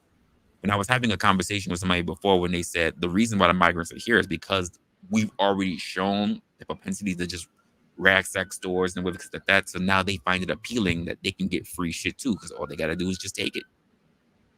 How do you feel about that? Man, I don't like people, bro. Glorified to the point where migrants come here saying they can take it. Yeah, I don't like that, bro. I don't think that's right. I believe something need to happen to them, bro. I mean, I don't believe in people just taking shit. I don't like thieves and shit like that, bro. That's something I don't like. But when it comes to this uprise of this crime in these subways, bro, are they only talking about the crimes with people getting beat, stabbed, and stuff like that? Or are they just talking about people making infractions and stuff like that? Like more people not paying their fares, more people trying to skip out on not getting their bags checked and stuff like this. This is what's making this crime go up. What crime are they talking about? Are they talking about like, or is it more deaths? Or you mean to tell me like it went up in death, or you know what I mean? So the more crimes that the more crimes that I'm noticing that I've read into this happening, there are physical fights. There are stabbing. Like I said, it's not as great as people think it is because social media just keeps pushing it. So actually, when you look at the numbers, crime is actually driven. It's actually down. But the type of crimes that's actually happening is what's increased. So now we're seeing more, like there was just a whole lot more violence when it comes to like robbings and things like that, or getting jumped or whatever. That's actually kind of come down, but the stabbings came down, and of course, anyone who gets shot, that just gets highlighted. That's something that's very rare that happens. So now that people are fighting more, pushing the subway, like I don't even hear really much about people being pushed on the tracks, but I do see fighting when people fall on the tracks. I mean, typically the fight stops there.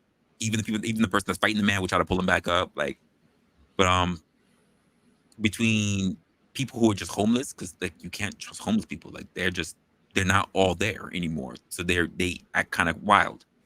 This is how you get the guy who chokes out the person who's acting crazy, because mental instability is a big thing that happens among people that's on the train. So those are also a lot of your offenders. So these are the things that get highlighted. But keep in mind, when we talk about fares getting hiked up on like the MTA, it's because the people who are pretty much doing all the crimes are people who jump the turnstile. They don't pay to get in. And yet, because all that bullshit happens, because there's so many people that don't pay, they just jump the turnstile. That's how people in the city end up paying so much money. That's just really what it is. Anytime we see fare hikes go up, it's because there's so many people that just do not pay. And those are the people that are also still committing the crimes. What do you really do about that, though? Except penalize people that are doing it the right way. Unfortunately. Deployment. However, critics argue that this militarization doesn't address the underlying causes of the city's crime surge. You noticed just more officers down here? Yes, I have. Yeah, I have noticed a lot of more officers around. I'm not sure it could help the situation. Moreover, it's a temporary solution, as troops and police can't stay indefinitely, which may not lead to lasting change. Deploying the Army in the subway raises concerns as their role differs from that of traditional law enforcement. While their presence may reduce crime, it doesn't address the root issues contributing to the crime wave.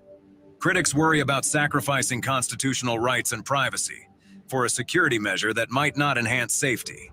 Additionally, in a city where individuals can be released without bail after attacking the police, questions arise about whether turning New York into a perpetual police state is the only way to ensure safety. And that's what I'm worried about, because if we don't take things into our own hands, right? If we don't start taking things into our own hands to be able to take care of these particular instances, then that's exactly what people will do. They will literally start sacrificing their own well-being, their own rights in order to become an actual police state. And then what we already know, when you give away your rights, you don't get them back. That's a fact. You don't get them back. So one of the things I was noticing, and this was that came up, was like, it was just pretty much what I mentioned. We have the migrants that are coming in now, and now because of all the rampant crime that's come up for all the retail stuff like that. Before we had to worry about niggas. Now we gotta worry about niggas and migrants. And I was saying this before, because we have tourists that are coming through. We have people that are migrants, and they're hitting tourists too. So we already had the crazy and the wild and the people that was going after tourists because they don't belong here and they're easy marks.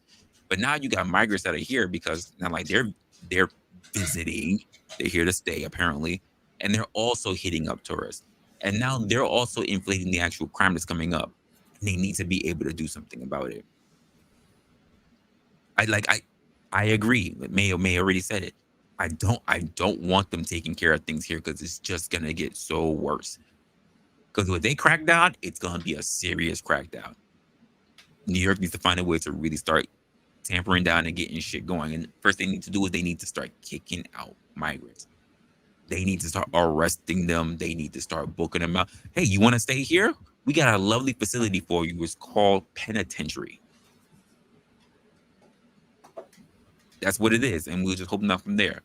Because I just saw this story. I'm going to take a look at it right now, where people are already getting hit up in so many areas of New York that nowhere is pretty much safe. And even people that do want to try to do something about it, they're getting hit randomly. The same way how we have people that's even getting punched in the face. Now they when they put up the freaking Asian hate bill, how long before we just start getting a bill for everybody else just getting hit up randomly as well?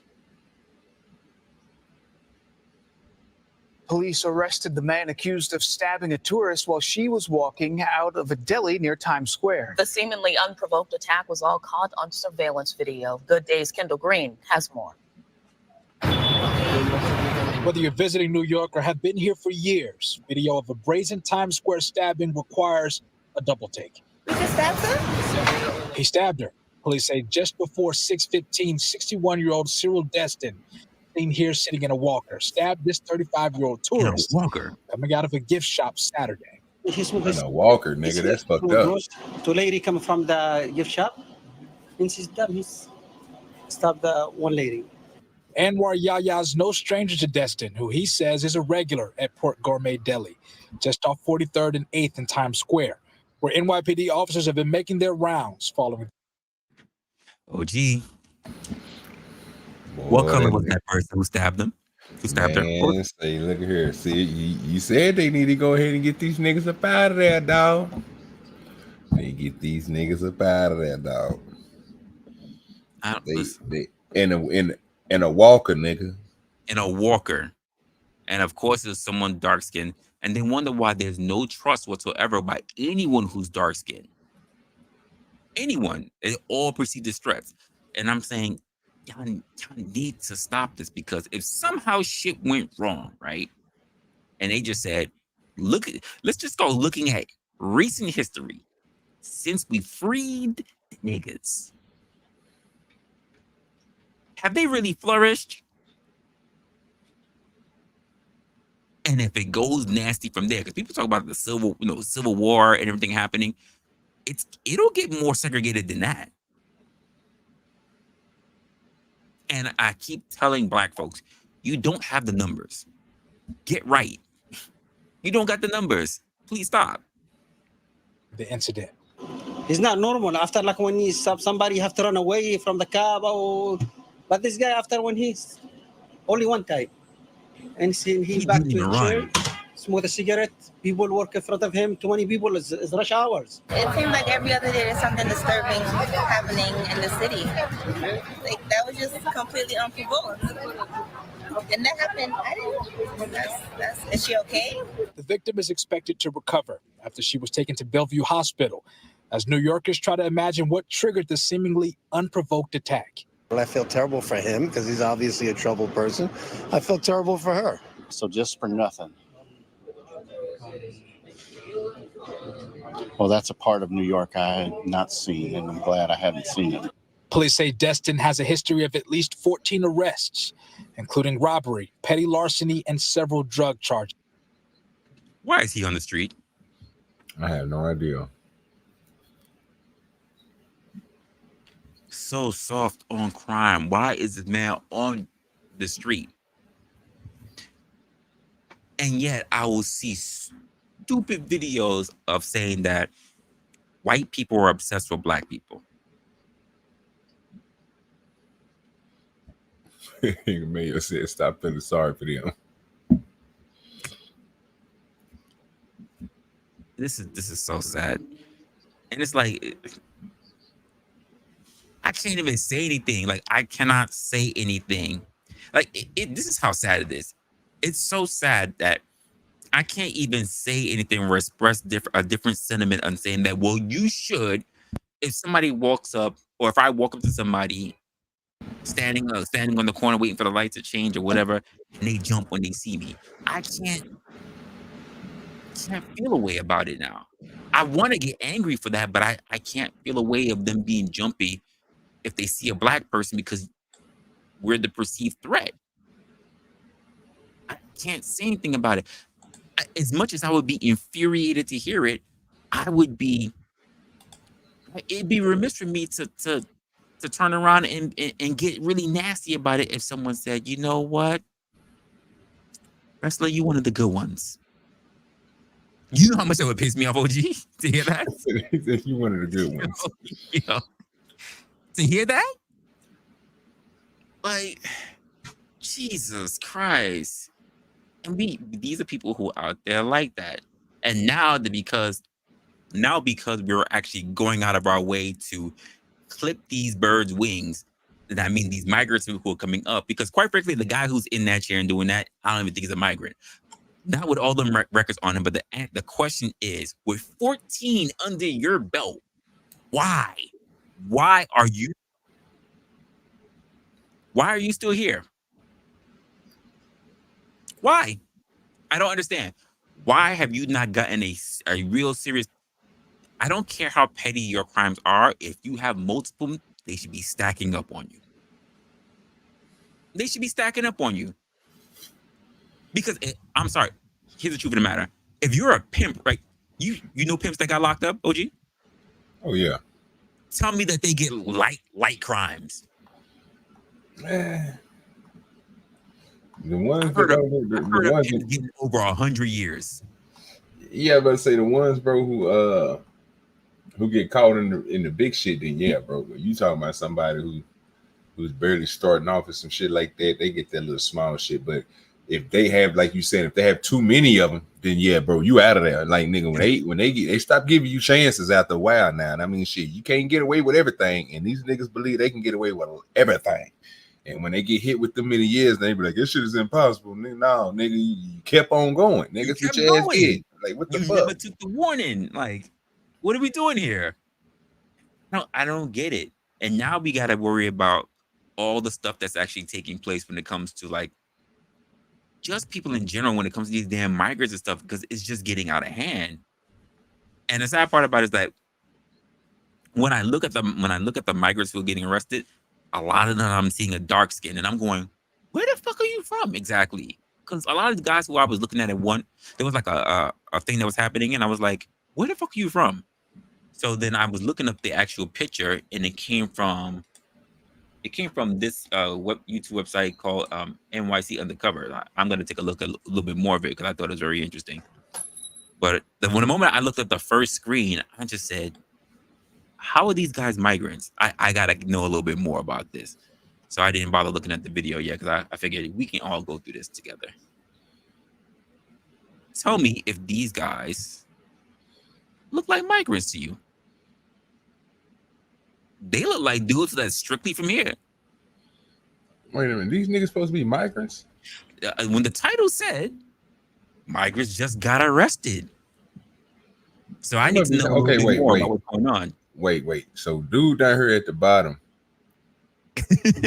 He don't look like a migrant to me. Orlando Wilfield. I don't know about this nigga. I don't know. I don't know about Joshua either. Joshua, hold on real quick.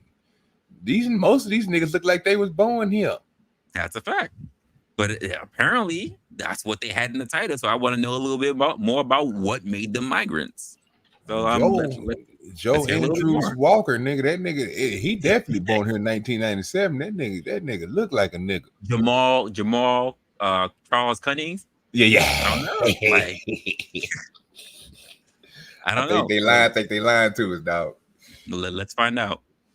3.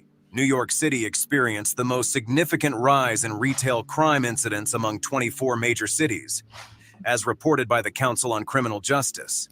The increase was recorded at 64%, with Los Angeles following closely at a 61% uptick. Investigation revealed that there was dozens of people involved in this multi-million-dollar operation. So criminals are now selling fake IDs to asylum seekers. You don't have to go to the DMV anymore if you want to get an ID, because they're now being sold on the street. Businesses, once the backbone of New York City's vibrant retail scene, are shuttering their doors, driven away by a surge in retail crime that has left them vulnerable and questioning their future in the Big Apple. This is the modern day mafia and criminal organizations that we're taking down. Recent reports.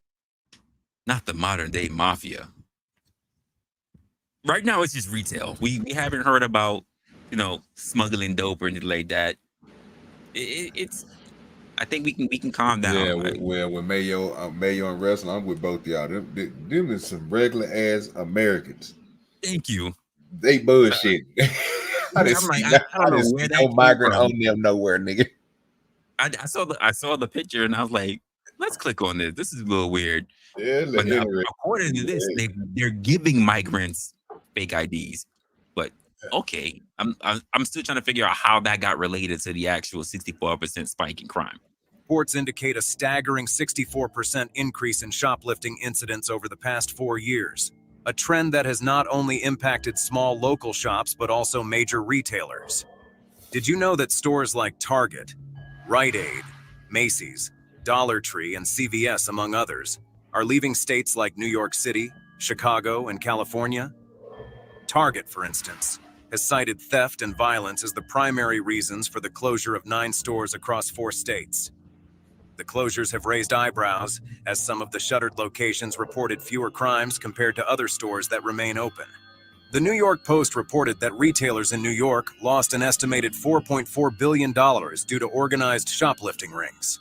Such losses have a ripple effect, eroding the tax base, straining police resources, and diminishing the quality of life for city residents. As the city grapples with this crisis, the question remains: can New York City reinvent its retail landscape in the face of such challenges? Or will the trend of businesses leaving become the new norm? That's a question I've been asking for a while. I'm not too worried about businesses leaving New York. I worry about the type of businesses that will be leaving New York. But I say the same thing about the residents who leave New York, right? If so many people who are actually taxpayers leave the city, right? And businesses leave the city, absolutely, Mayo? Absolutely. We open. Oh, hold on. Let me Yeah, the link is all the way at the top. I was gonna tell you to redrop it, bro, but I ain't, you know what I mean? No, I got you right now. Hold on. Let me do this.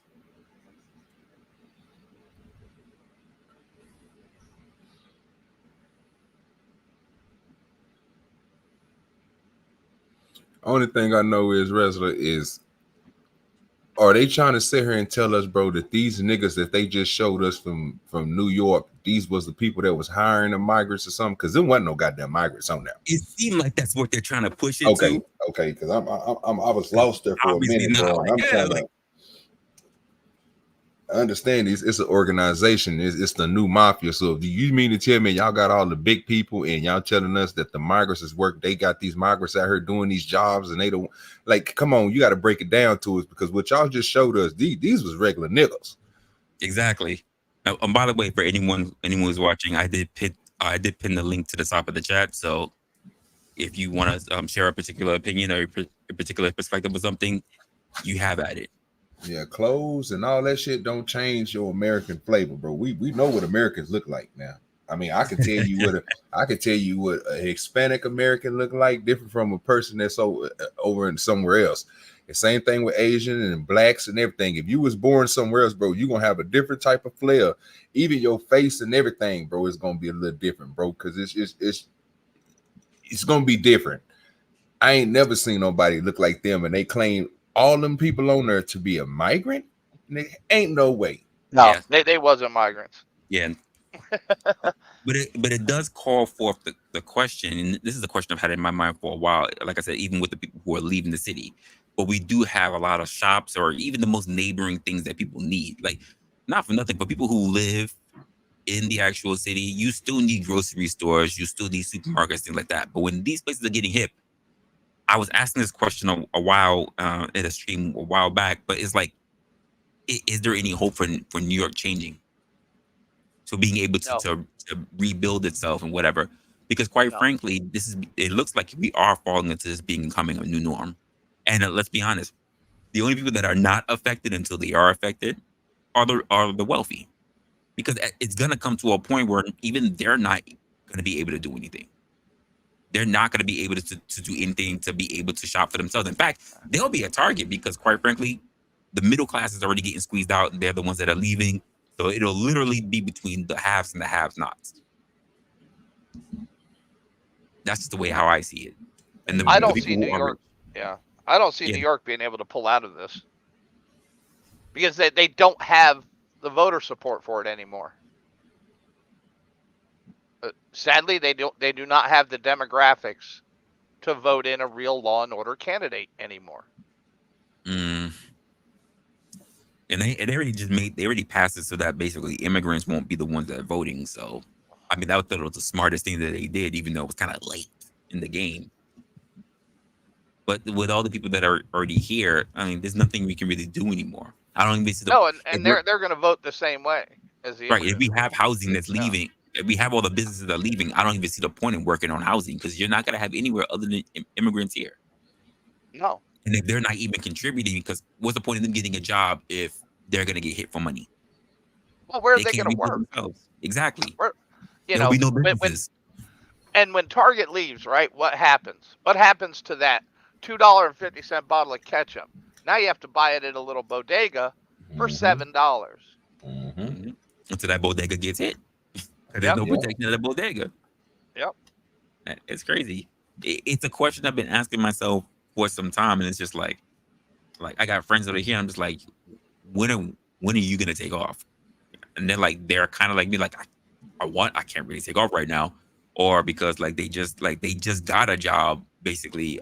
They just got a new job and they're just trying to put some time into it. And I'm just like, I don't know. Like I'm fortunate that in the particular area I am, because I'm used to being in Spanish areas. So in the area I'm at, I'm okay, but at the same time, I can't help that when I am walking to the bank and I take a look around, I'm questioning myself, are you actually legal being here?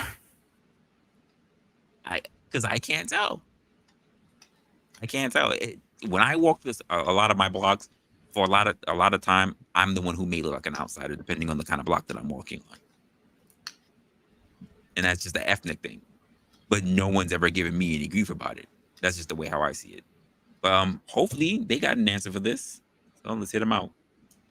Lifter is back on the street and says he has no plans to turn himself in before Christmas. Connecting Angelo Wagner Jr. to more than $125,000 in theft at places like Target and Best Buy. On October 2023, Angelo M. Wagner Jr., a 34-year-old citizen with a notorious reputation among major retailers, was detained by police on Thanksgiving Day, not for his infamous retail thefts, but for domestic assault charges. Wow. Wagner, whose criminal escapades have made him a known figure to retail giants, such as Best Buy and Target, found himself in handcuffs following a domestic dispute call that led the police to his residence early Thursday morning. Despite his history of high-profile thefts, including the alleged pilfering of over $125,000 in goods from Target and a spree hitting 26 stores within 2 months in 2021, it was the warrants for his failure to appear at court hearings that precipitated his latest arrest. You know police are looking for you right now? To our surprise, that didn't stop him from calling us. Are you planning to turn yourself in? The saga of Wagner's criminal activities has been closely monitored by 5 Investigates, which previously uncovered surveillance footage depicting brazen acts of theft, ranging from severing iPhones from store displays to absconding with a PlayStation 5 and multiple laptops from locked storage areas.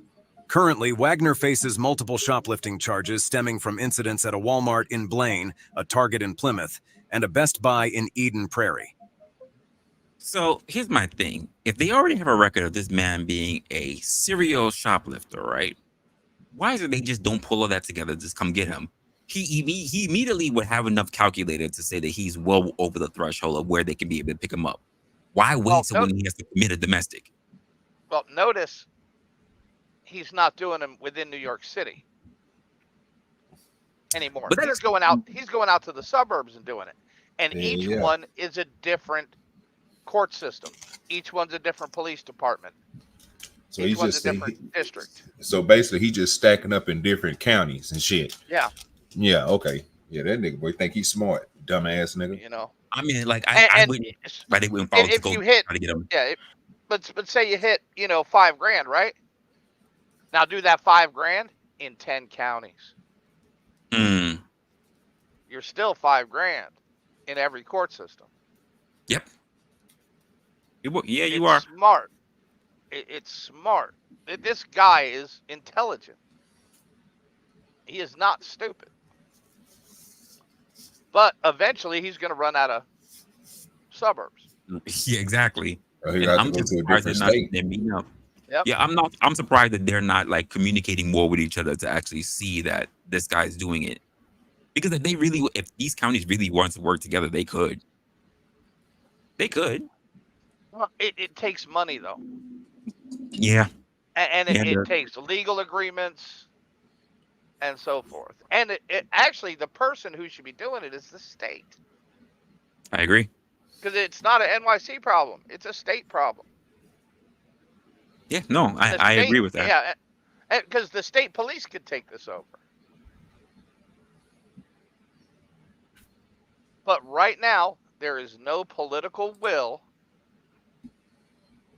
to prosecute dark-skinned people in America. I hate to say it. There's not much political will to do it. I honestly haven't looked at it that way. Kathy Hochul doesn't even think they know what computers are, so how the hell why would they be stealing them? Yeah, that was crazy as hell when she said. I mean, God, dude, do people realize how bigoted that statement is? I'm pretty sure they go to a store. I mean, they asked them what that little white box is that you put in that money. I don't know. I thought that was crazy that she said that. So, and he ain't stealing the Yokomasha special tablet. that's a He's fact. getting the iPads and the iPhones. He knows a little bit about it. So let me ask you a question. So are they going to talk about this dude and how he stole the shit from Best Buy, or are they just telling us the stuff that he like just the places he stole from? Because I really want to know, was he a high item stealer, or was he going in there stealing? Because I forgot how much money they said at Best Buy he was in. I mean, well, if he's already taking laptops and tablets, those are already high items. Those things are not cheap. And dude, Right like about that. the Sam's here, right? The security cage is right by the exit. Mm-hmm. Dude, I walk in there with 1 or 2 people and a pair of bolt cutters. And by the time they realize what's going on, my arms are full and I'm out the door already. And once I make it out that door, I'm Can't free do until a shit. cop shows up. Yep. Can't do shit. Oh, well, let's find out what happened. His arrest casts a spotlight on the broader issue of organized retail crime that plagues retailers nationwide. Where are we going with this? I'm concerned. Are I wouldn't grocery even call stores this going to guy wind up like organized. pharmacies? Like you go in there, you can't get You know what I mean? toothpaste without like flagging somebody down for help. A recent Council on Criminal Justice study highlights a staggering statistic. Over 95% of shoplifting cases in the U.S. involve solo or duo perpetrators. The financial repercussions of such crimes are significant, with Egan detective Dan Speece remarking on the potential impact on consumers. Eventually, it'll impact us because Best Buy might have, let's say, $50,000 in losses. Well, someone has to make up that amount somehow. And I bet Best Buy, their policy for taking that loss is to sell more. Sell more. Sell more, sell higher. And throw $1 on everything more you sell. That's a fact. That's crazy.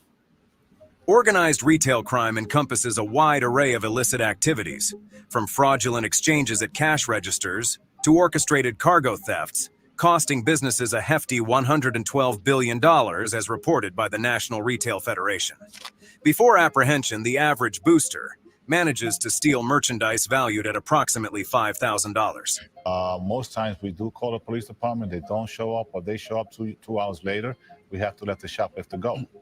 So, following the Thanksgiving incident, Wagner was arrested and is currently being held on a $10,000 bond. Now, this is one of many shoplifting hits Target has experienced over the years.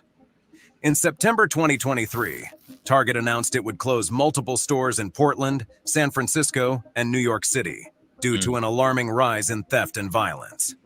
Prior to arriving at this conclusion, we made substantial investments in anti-theft and anti-organized retail crime initiatives within our outlets.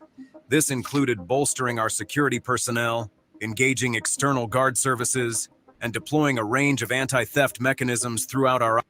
Okay, I'm gonna call bullshit for a moment there, because I can say that just based on someone who walks into Target, I don't really see a high deterrent of things moving around. I don't really see security guards like that. They may have a security team. That means they wear regular clothes, but I'm pretty sure those people can't apprehend.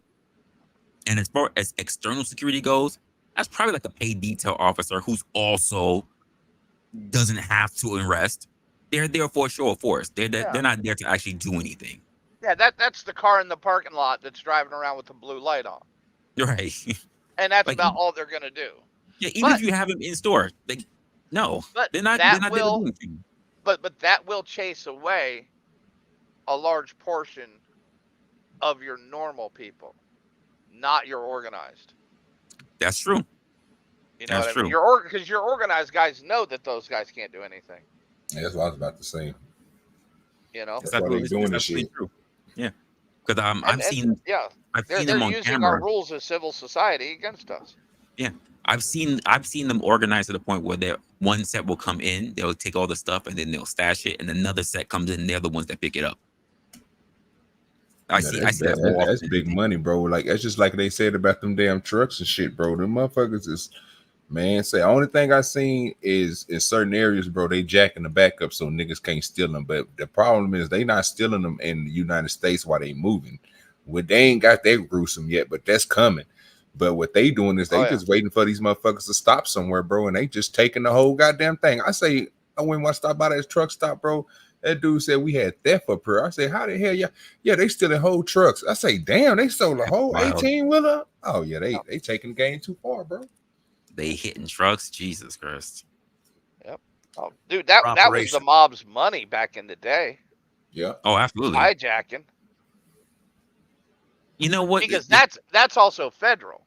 There's you getting hijacking, you're going federal. There's so much crime. I mean, we should look at them as basically poachers, like, but it's like you should at least let some industries come by so that at least we can leave something in the population to actually thrive a little bit.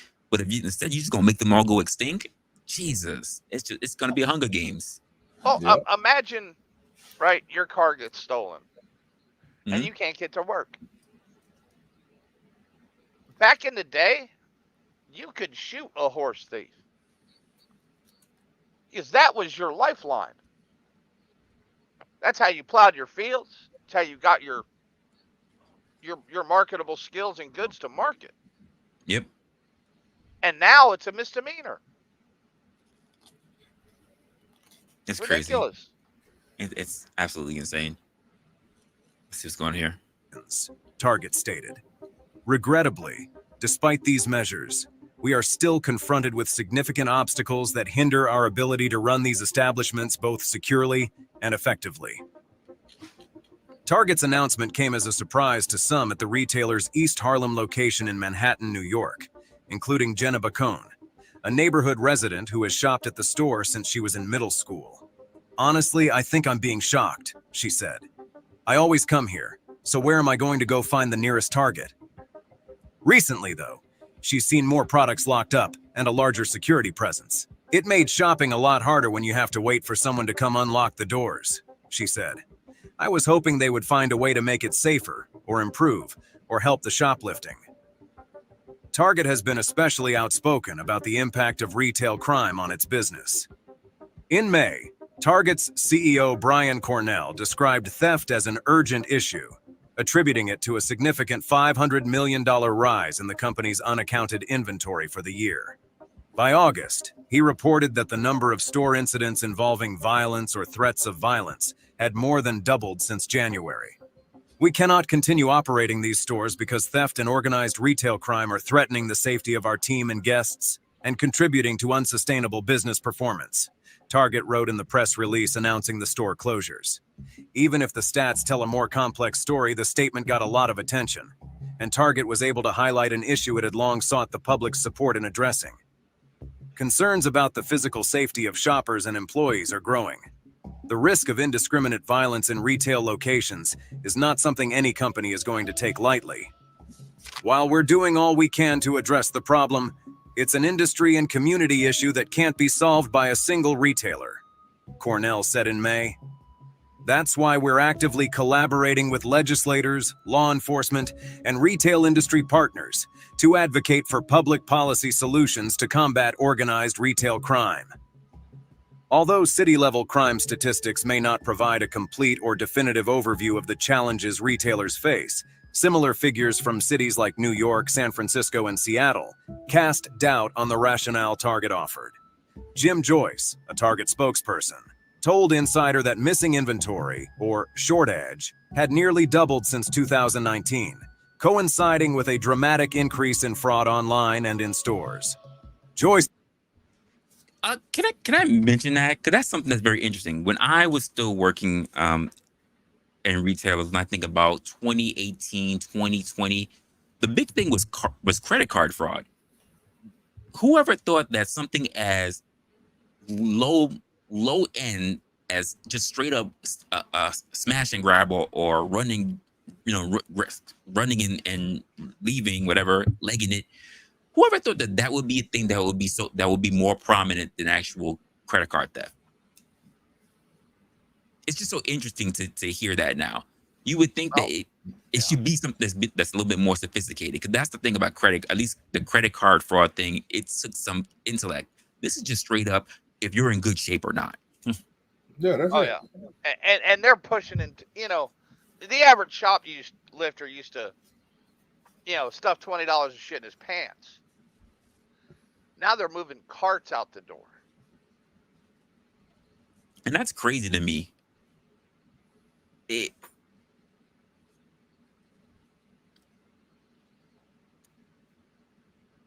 Do we believe that though? But once again, who's voting for these politicians? Right. And do you really want places like corporations are actually putting funding anywhere towards politicians? Because that's a lot of things that what people fight against in the first place. Because the thing that we don't want to hear, even when we had it down when Mitt Romney was trying to run, was corporations are people too. Nobody wants to hear that. And now the city of San Francisco is moving against a Safeway that was closing, that sold their property and planned to close down.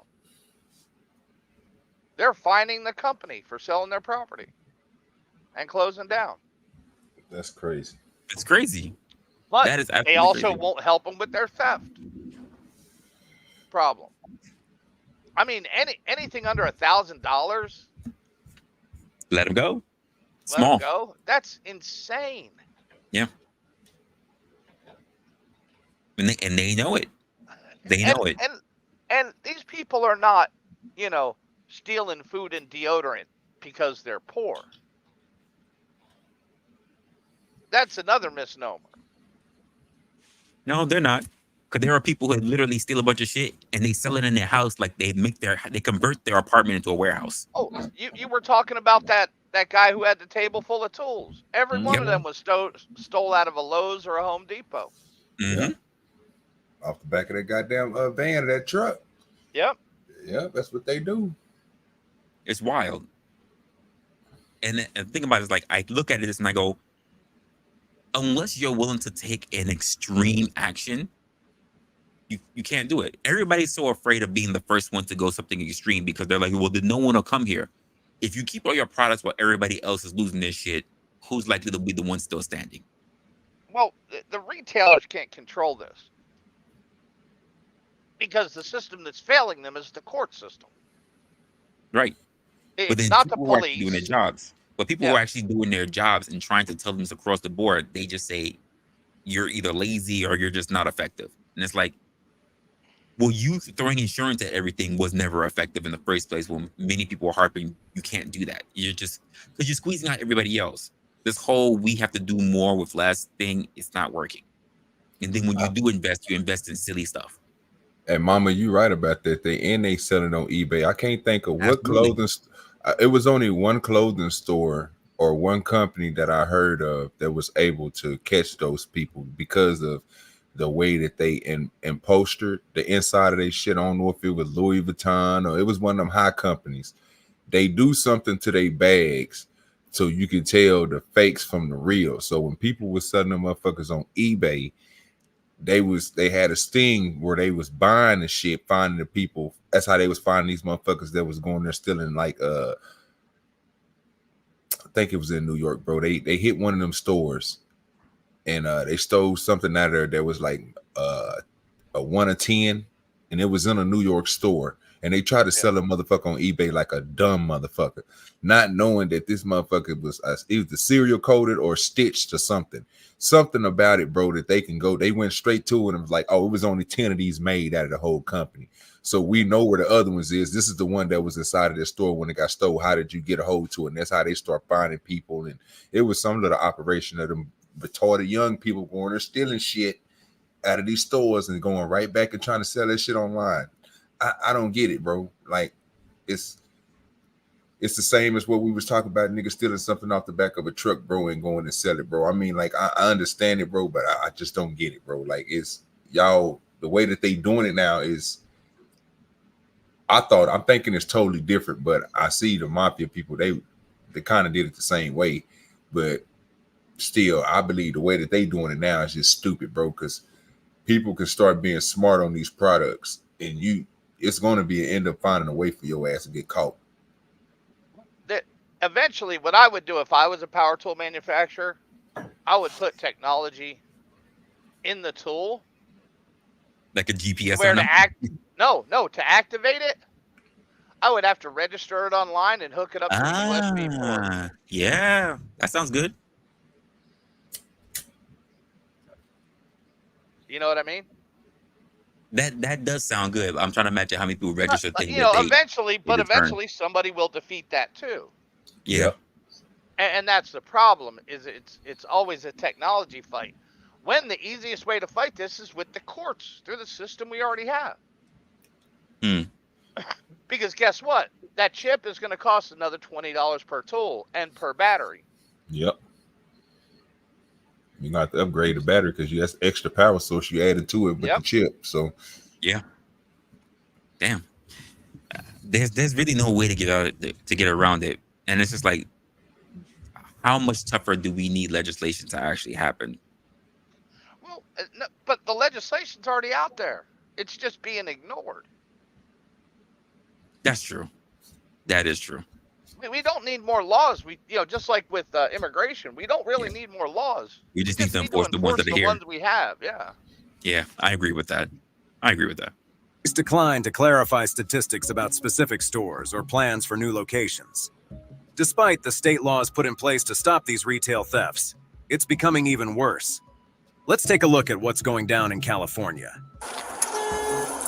Come clean now, we got you on video. When officers arrived, the woman to the left directed her younger sisters to steal over $1,100 in junk food and video games. With the California Chamber of Commerce said this bill is taking those guidelines and applying it to businesses of all sizes across the state. Aziza Graves made headlines 2.5 years ago, accused of hitting the same Target store 120 times and stealing more than $40,000 worth of merchandise. We never saw her face or heard her side of the story until now. Researching one story sometimes leads to another. The I-Team's Dan Noyes interviewed San Francisco District Attorney Brooke Jenkins last October about the challenge of prosecuting car break-ins, especially by repeat offenders. With that, the I-Team dove into the shoplifting case against 42-year-old Aziza Graves, pulled her case file, and met her in court. Her records show how the case developed. May 2021, security staff from the Stonestown Target met with District Attorney Chesa Boudin's office, complaining that Graves repeatedly stole from the store. Months passed with no arrest. Then, Boudin faced accusations of being soft on crime. On November 9, 2021, the Department of Elections confirmed that his opponents, including current DA Brooke Jenkins, had gathered enough signatures to force a recall election. The next week, Boudin sent this tweet. Breaking news. SFDA office operation results in arrest of a prolific retail thief. More than 100 separate thefts. Thank you to SFPD for assisting. More information coming soon. Aziza Graves was arrested and released on her own recognizance. And a month later, ABC7 news anchor Amma Dietz announced on the news. Wait, so I'm not sure if they said it or if I just missed it or not. Did they just go after her, or did they just catch her on when she did her most recent theft, and that's how she got caught? No, the DA went after her. Okay, there you go. Okay, Only after the recall. got you. Because All right. I'm sure they used that one specific story in their recall Okay. campaign. All right, because they went chasing her down. I'm like, I'm all for it. Like that's Yeah, but, enough of the but I mean, she's been doing this for years. right. So So why I'm like, I'm chase all her for down that. now? Was there just a detective in, who came upon that file that day? No, No, that's all political. yeah. I'm all for that. Like, listen, if you got enough strikes against you, they shouldn't have to wait till when you show up at a store. They should just be No, coming the for you, marshal should be kicking in your. knocking in you, exactly, coming right at your Because door. if you're doing that much damage to commerce, the feds can step in. I agree. If you're doing all that, you should be getting knocks on your door. Absolutely, because you're hurting everything. Right You're now, hurting commerce. You're hurting your neighborhood. You're bringing down the value of everything. and I mean, right now, go to your Facebook Marketplace and type in power tools, and you will find a slew of brand new power tools for a quarter of the price you buy them for, and they were all stolen. Yeah. And yet you'll come to a point where you'll have people trying to take down the people who buy it rather than the people who stole it. Yep, and the difference is now, OG. Now you don't have to know where that truck parks every week. Now it's on Facebook Marketplace. It's on all these sales apps. They're selling all this high-end clothing on that one high-end clothing app. And the marketplace is countrywide. It's no longer just local.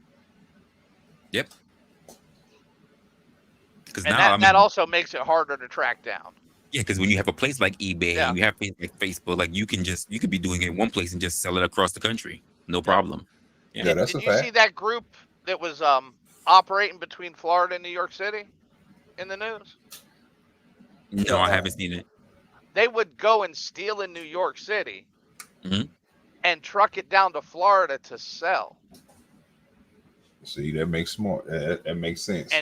And you know why they said they didn't steal in Florida? Because they prosecute. Niggas are crazy. Literally why they did that. Why they operated Well, that way. you know, I was thinking the same thing. You know, when they was talking about earlier when they was talking about the migrants and they was showing them people. That's why I asked Resla, like, do you think the people that they was showing on there was the people that was running the organization, was the people here from America that they were saying is having these migrants go out and do all this shit? Because if it's the same, if they not prosecuting these migrants, think about it. It'd be the same thing as, and I hate to say it, as the same way as the old drug dealers used to do the young boys, where they'll make them go out and sell, and they know when they get caught, they ain't gonna get nothing but a slap on the wrist, a little juvie, send them home and send them right back out there. So if they aren't, like Mayo said, ain't doing a job, bro, and basically upholding these laws towards these people, bro, that's the same situation you're going to end up running into, because people ain't going to try. They're going to use a Ponzi, bro. People love a Ponzi. People love to get away with shit. So Absolutely. if they can get a migrants to go in there and do this shit for them and get in, and then, you know what I'm saying? Like either way to get over on the system, bro, that's going to be the way to do it. But you got to stop these people from doing this type of shit that they doing. That's the whole thing, but you can't do it with low numbers. So whatever they thinking about doing, they gonna need some help. I mean, obviously you can't handle it right now. So I mean, you're gonna need some backup. So I don't know. I don't know where they should start at, bro. I just know they in a fucked up situation. I just know once it works, you gotta keep going. Yeah, even if the feds come in and help the local guys, you know, the cops can arrest everybody they can. But if the DA ain't doing nothing about it, it's all in Maine. Alvin Bragg, 60% of his felonies he put down to misdemeanors last year. So is crime really dropping in New York, or is it just not being prosecuted? Not being prosecuted, yeah. You know what I mean? Yeah, that makes more sense to me. She has now been arrested again after being released the previous week. This time, Aziza Graves was taken into custody at Westfield San Francisco Center Mall. The criminal complaint lists thefts from Abercrombie & Fitch, Safeway, and 120 thefts from the Stonestown Target store totaling more than $40,000. Authorities said Graves would often steal jugs of laundry detergent that can easily be sold in San Francisco's illegal night markets along Market Street. That was 2021. Going on 3 years later, Aziza Graves has faced more than 24 hearings. She's still on the streets and her shoplifting case is dragging on. Graves told the IT. And that's exactly what you mean, Mayo. Right there. Yep. Over 24, and they haven't done anything about it. And there are people like this all over the place. So the question that always comes to me is like, what do we do about people who are like this? Because we need to really enforce and we need to hold those people down. And I don't want to hear from all these people talking about we need to free so and so because they just misunderstood. I don't want to hear any of that mess. I really, really don't. I'm not trying to hear any of that bullshit from anyone. Let them do their time, especially if they're sitting there with double digits. This is social justice at work. I hate to say it, but it's true. This is what social justice was all about. This is crazy, and like I said, then I have to hear about it when we have like I said, these migrants that are coming through. Because like now that I even have to hear a conversation about basically women being prostitutes in our brothels. Like I said, we heard a little bit about it, but we didn't know they were running rampant. And now that we have more immigrants that are coming in, it's the talk of the town right now.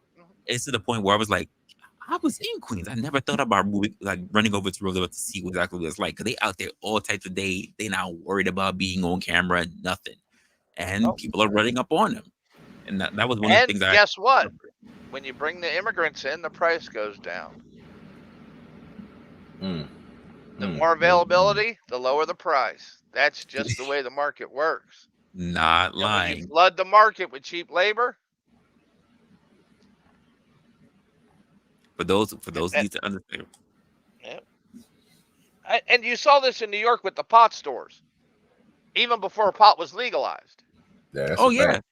Absolutely. There were entire storefronts, open pot shops, and they just let them do it. No license, nothing. So here was one of the takes on it. When I saw this, when I was looking at actual markets for what's going on, and you can see over in Roosevelt Avenue, that's over in Queens. For my Queens people, yeah, I got brothels coming up. Keep in mind that every borough's got their own thing. So you mainly see the big thing being hit when it comes to shoplifting. Say in Manhattan, you got the Bronx, it's got turnaround, got all these stabbings and such. And now we got freaking brothels. It's like we're gonna have a borough for each kind of crime and each kind of district. But I do have a question. I do have a question about things like this, because when we had this whole thing about arresting people, things going crazy because we was definitely illegal, look how much crime went down the moment we were able to start going to the dispensaries. And this is something that we've known for a while when it comes to like prostitution. It's the oldest profession. So the question is, should we really just stop it right now and just start making brothels legal? That's my question. What do you guys think? Should we start legalizing brothels? Yeah, but they don't. The people running them right now don't want to legalize it, because that means licensing, registration, health certificates, and standards. Yep. Right? I'm not sure. You're going to have the same fire plan as any other business. The same evacuation plan. Your building's going to have to stand up to the same codes. I hear you, Mayor, but I also look at it this way. For the girls, right? You won't have to really hear so much about them getting murdered, chopped up, left in bodies behind alleys or being in suitcases. No, but they're probably going to have to put in for drug tests and STD checks. And thank you. Health certificates. Yes, please. Who wants? And that works great. That works great for the John, not so well for the hooker. Because stuff like herpes is for life. You know what I mean? And it's probably going to stop you from getting your escort license. Oh, yeah. And you definitely don't need that out here spreading that. Well, I mean, wait. First of all, if they're not getting, because we gonna just say there's a lot of nasty women out there. If they're not getting checked, they're spreading herpes, if not worse, other stuff out there, because they're not getting checked. No. At least under a brothel, they have to get checked. Yeah, and at least they would have to tell you, because guess what? A lot of these Johns got it too. Yes, sir. Yeah. And they'd probably pay extra to hit it raw, since you ain't going to be spreading it, since you both got it. Listen, there's some nasty girls out there. Yo, ain't shit. He's not lying. Hey, I'm not lying, though. No. You're on point. You're on point. That was just funny as hell. God damn. Then they gonna walk in and go, hey man, I need that A specimen. We got all the I can't rest with the rest of them. I need to see everybody who got the herpes. Yeah. I mean, because not for nothing, we say, I'm going to use the air quotes, we say that when couples are starting to first date or start getting into that mess, we say that they should get tested, so and so, whatever the case may be. I know when Tinder was big, especially during our pandemic, they were definitely on the whole being drug and disease free by making sure that you show that you recently got tested, at least with a week span or whatever. But with girls that are out there, they're just out doing whatever, no form of getting tested, not knowing you're going out there. And here's the sad part about it. Half the Johns that are out there are actually married men. So you're bringing that home to whatever. And I think if you were clean and you couldn't get into a brothel unless you were actually, you showed that you had clean papers yourself to become a regular. Yeah. I think I don't know if having a brothel would be such a bad thing. Yes, there's so much other things that you have to put into it, but I think the idea of just having the randos out there doesn't make it better. Every civilized country outside of America has legalized prostitution. Yeah, but it is highly regulated. Highly regulated. I mean, the girls have to be drug free. Because I can tell you from there was a time I used to do web design for a real estate agency, and I would see some fine women that come in, and they would get like these special discounts going into getting apartments. I'm like, yo, I want to holler at her, and they're like, don't. I'm like, why? Like, she got HIV. I'm like, her? What? Like, yeah, she's under this particular code, so she gets particular housing or whatever because she has HIV. And I'm just like, how the hell? And that's the thing, like, no, and then we also have this thing where you have to disclose or whatever. So I think if instead of just having people random out there, and this is all the thing, I look at this for the Johns, because I think of some of the memes or the funny shit that happens online when you have a chick like the chick in the Bronx who met a guy online, led the guy to what was a sketchy place, but because he couldn't listen to anything outside of his dick, he got freaking robbed and stabbed up and put into a freaking what was that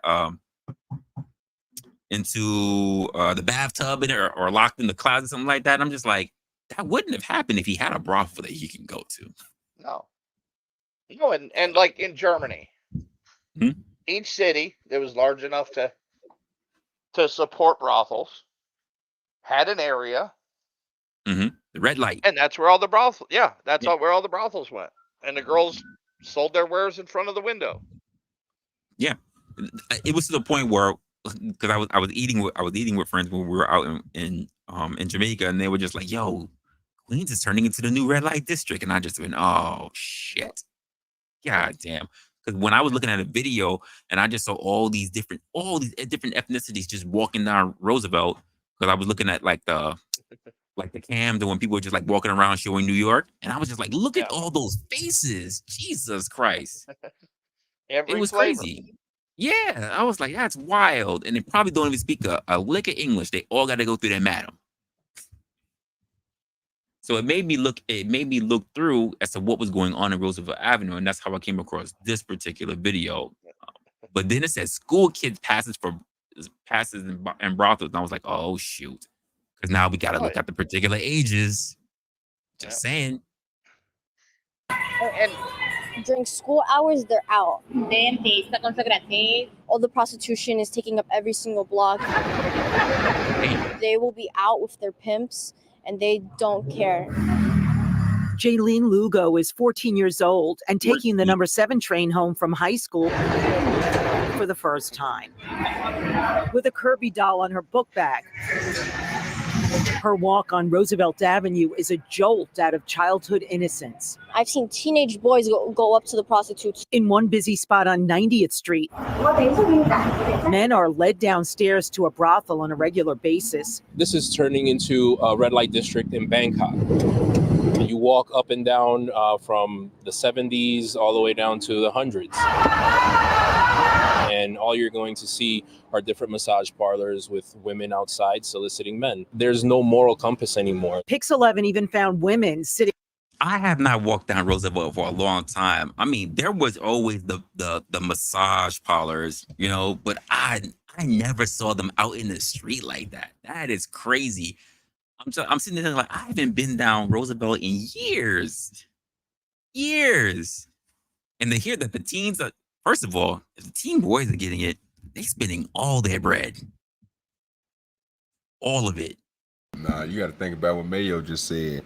You know what, Mayo? You got credence to what you just said. How cheap? Yeah, bro, because them niggas can afford it, nigga. I was like, whoa, wait a minute. All they got to make is $10 on a bag. He's like, all I got is 15. I got 15. Like, okay, you come on, you come downstairs. Yeah. Oh, that's crazy. Wow. 15, I give you 10 minutes. 10 minutes. God damn. They going back to Saigon prices. Oh, that shit, they fucking up the market, boy. I'm trying to take influx. God damn. And think about the other markets that illegal prostitution fosters. Drugs and human trafficking. Yeah. Yep. That's a fact. Because I'm like, not for nothing, they look a lot like Hispanics and Asians. Yeah. But by legalizing it, you're also not going to kill the illegal side of the business.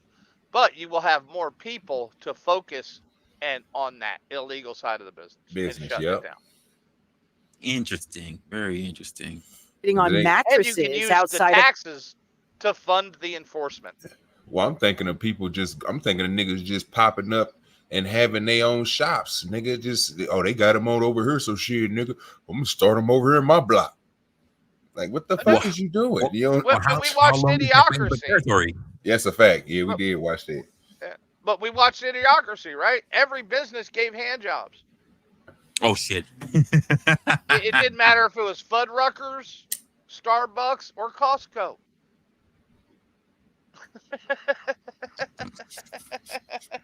That's crazy. Furniture store near 93rd Street.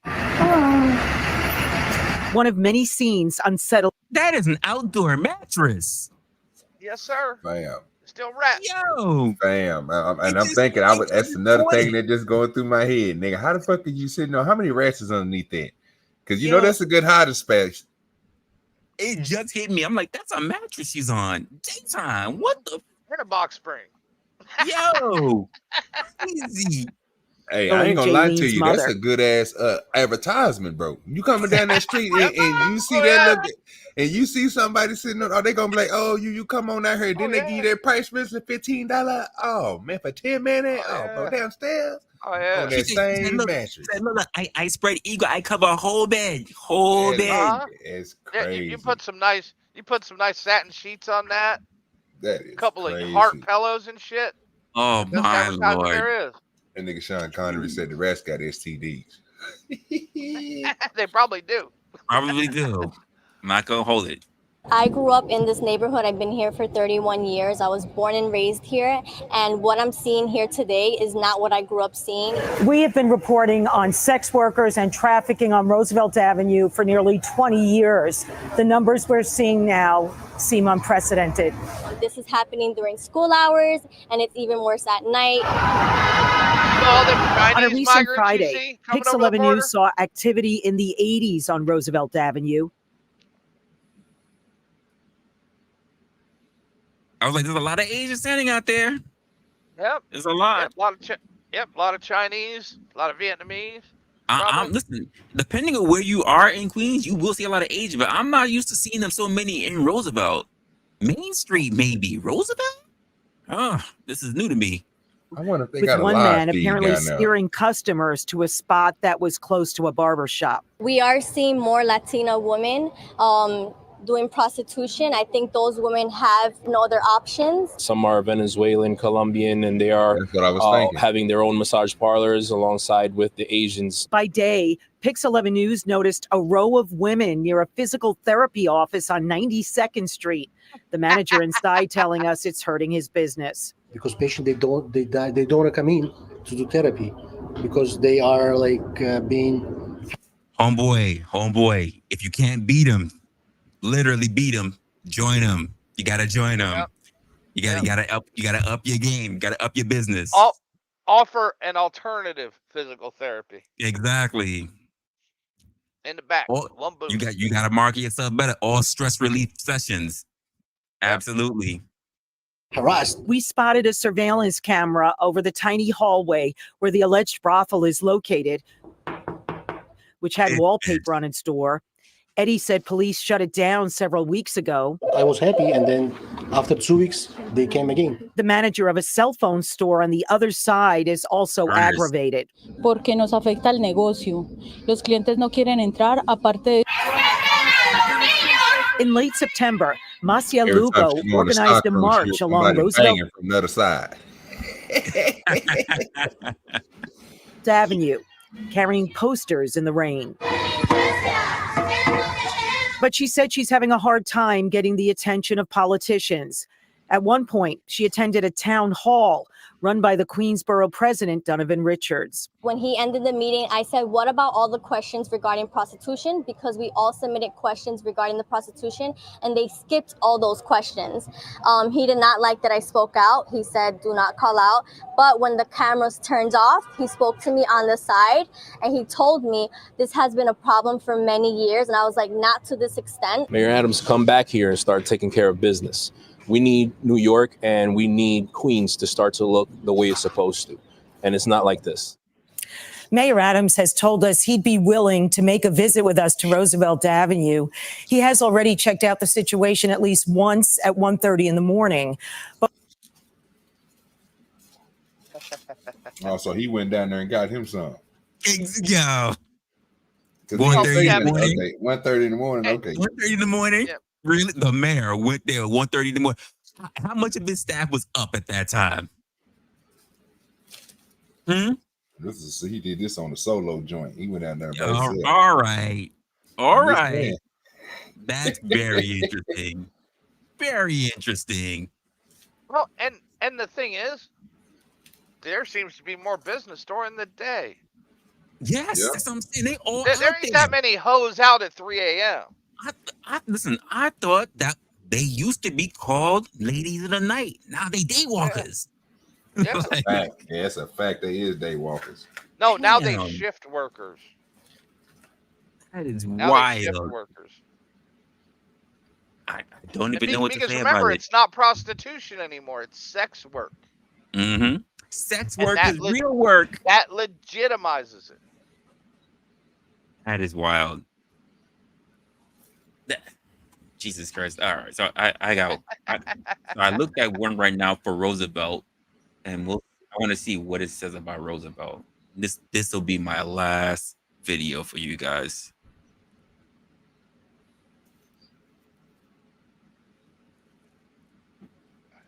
Place of food and toys on the corner of Roosevelt Avenue at Junction Boulevard.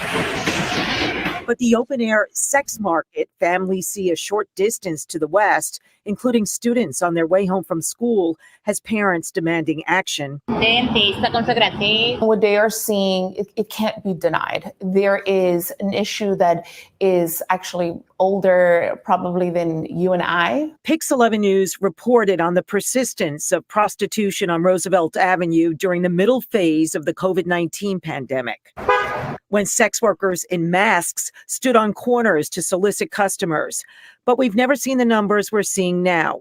Mayor Adams doesn't think decriminalization is the way to go. There are real issues around illegal sex work, not only from STDs to sex trafficking to young girls getting involved with it. We asked the mayor about reports Venezuelan women migrating to the city may be part of the Roosevelt Avenue brothels. Our intel is telling us there's a level of accuracy to that.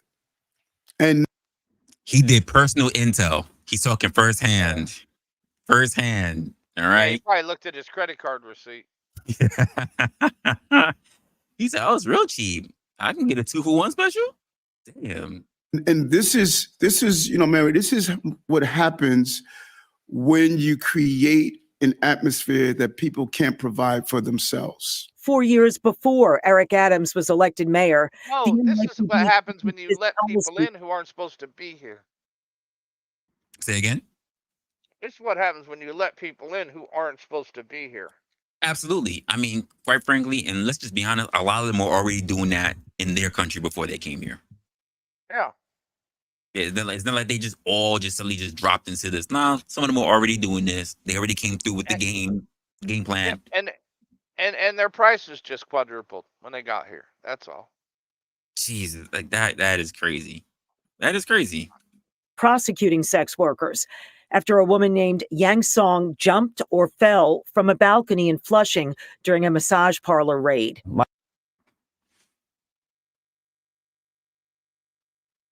So she's dumb. Why should we stop enforcing laws because she's dumb? Boy, that nigga, her pimp strong in a motherfucker, bro. That nigga, bitch, you better not get caught, bitch. You better jump out that building, bitch. Yeah, his pimp hand was stronger than a 2-story jump. That's a fact, man, yo. You make enough, you know what I told you. You run that money or you fly. Jesus, I can't. My sister really cannot jump. Song's brother said his sister chose sex work as a means to save money to buy a restaurant. Yet many other women are forced into it through trafficking, an issue that Assemblymember Catalina Cruz has worked on. These are all humans. These are all people that deserve dignity, that deserve protection. Since 2017, police have mainly targeted traffickers and sex clients. And we're going to need a real partnership to prosecute the Johns. We want to focus on the Johns. Getting public officials in It ain't doing shit. That ain't What? doing shit. Like, so you're gonna do what other people do, and that's bullshit. You're basically, this is what you're gonna do. You're gonna go after the pimps. You're gonna go after the Johns, and then you're gonna put the women in programs. They're not gonna get any lockup. They're victims in all this. They're gonna get programs. They're gonna get funding, and the Johns are gonna be the ones that get fined or go to jail. Like, And what did we just hear? What did we just hear? She purposely chose that form of work. She is not a victim. Yeah, the biggest problem to all this is you didn't the damage is already done though, Resla. If you think about it, the biggest problem is not them. It don't matter what y'all do to them. The effects of them kids getting out of school, walking past and seeing that every day, it don't matter how many of them you take up off the street. You just replace with them by letting that shit happen. Yeah, they see their future potential walking on the sidewalk all the time. Yep. They say you got the 14-year-old that's walking by. He's like, oh, I can promise you a whole bunch of money. It's basically pimp game. Hey, yo, you come holler at me when you of consent age. And now the teenage girls are in competition with the hookers for the boys' attention, which ain't gonna turn out well. No, not at all. See what I'm saying? Not at all. Because why am I gonna take you to a movie when I can guarantee get it and have the rest of the night with my boys? You kidding me? Fact. I got $20. A whole bunch of dates and such and such. I could just turn around and go to Starbucks, get my favorite drink, and go right to the prostitute. And these dumbass niggas gonna go right in the house and steal the money out their mama purse. Hot $20 for that street. Oh boy, they gonna go steal that money up out that purse. I'm gonna go upstairs real quick and go up there and steal your $20. You wonder where your money went to? $20 a week. Exactly. Where's it going? Goddamn son down there in the goddamn ditch. Handling business. Yep. He in a back alley somewhere getting a hand job. Jeez. That is wild. Queens to talk about the issue.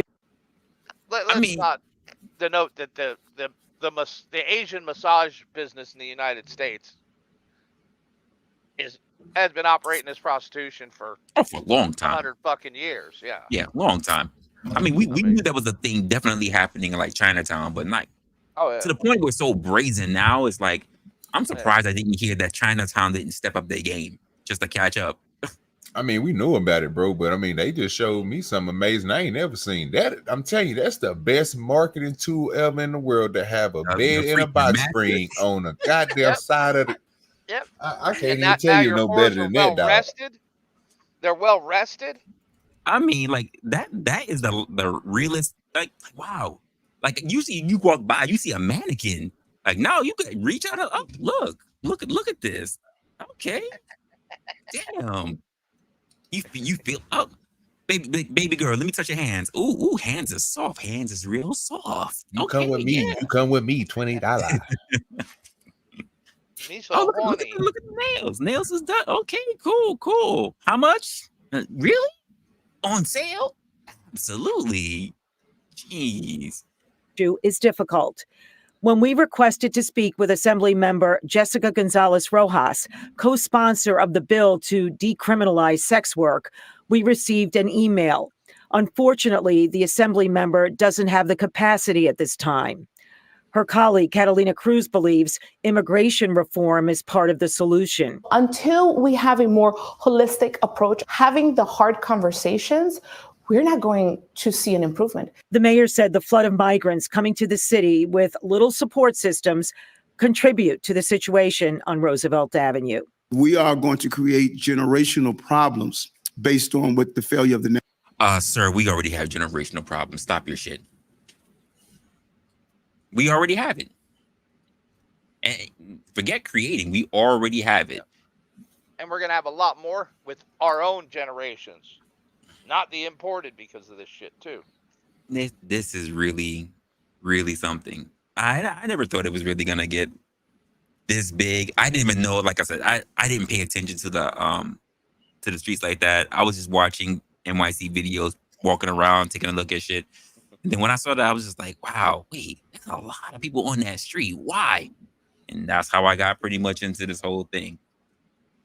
I'm gonna keep paying attention to what's going on. as crazy as it sounds, it makes me almost just want to run up on Roosevelt just to see for myself how crazy it looks. For research purposes, folks, not for anything else. I swear to you. So I got to put that disclaimer out there. I'm not Mayor Adams. I'm not going to be going there like 1:30 in the morning, for damn sure. Catch your girl on that goddamn bed and have an interview. Hey, look here. So, is this the same mattress you used downstairs? I would look for that same bed, OG.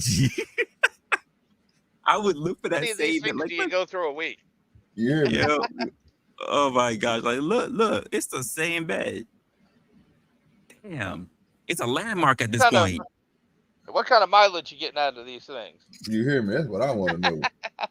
Do it hold together pretty good? That's what I need to know. I need to know all this type of stuff because obviously you using the shit out of it. That is wild. And I want to know who was some of those Johns that want the outdoor special. We ain't even got to go inside. It's a lot of them, boy. Yeah. Oh yeah. We just the alley special. Mm-hmm. Stairwells. Jeez. And this shit's gonna be happening in the stairwells of your apartment. Front stoop, hallways. Don't even live in the building. Your kid's gonna slip on something he shouldn't be slipping on the stairs. Yep. Damn. Sad, but true. Anyway, that's gonna be enough for the show today. We already ran into a 3-hour mark. I do appreciate you guys for showing up. Thank you, Mayo, of course. Thank you, OG. Anything you guys like to say? What's your last thoughts?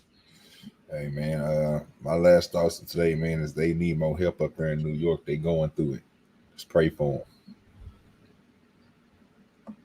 them. We need action. Them prayers. These people are praying to stay. They not working at all. What about you, Mail? Hold on a second here, and I'll pull up a one of my favorite quotes about today, and about this kind of stuff.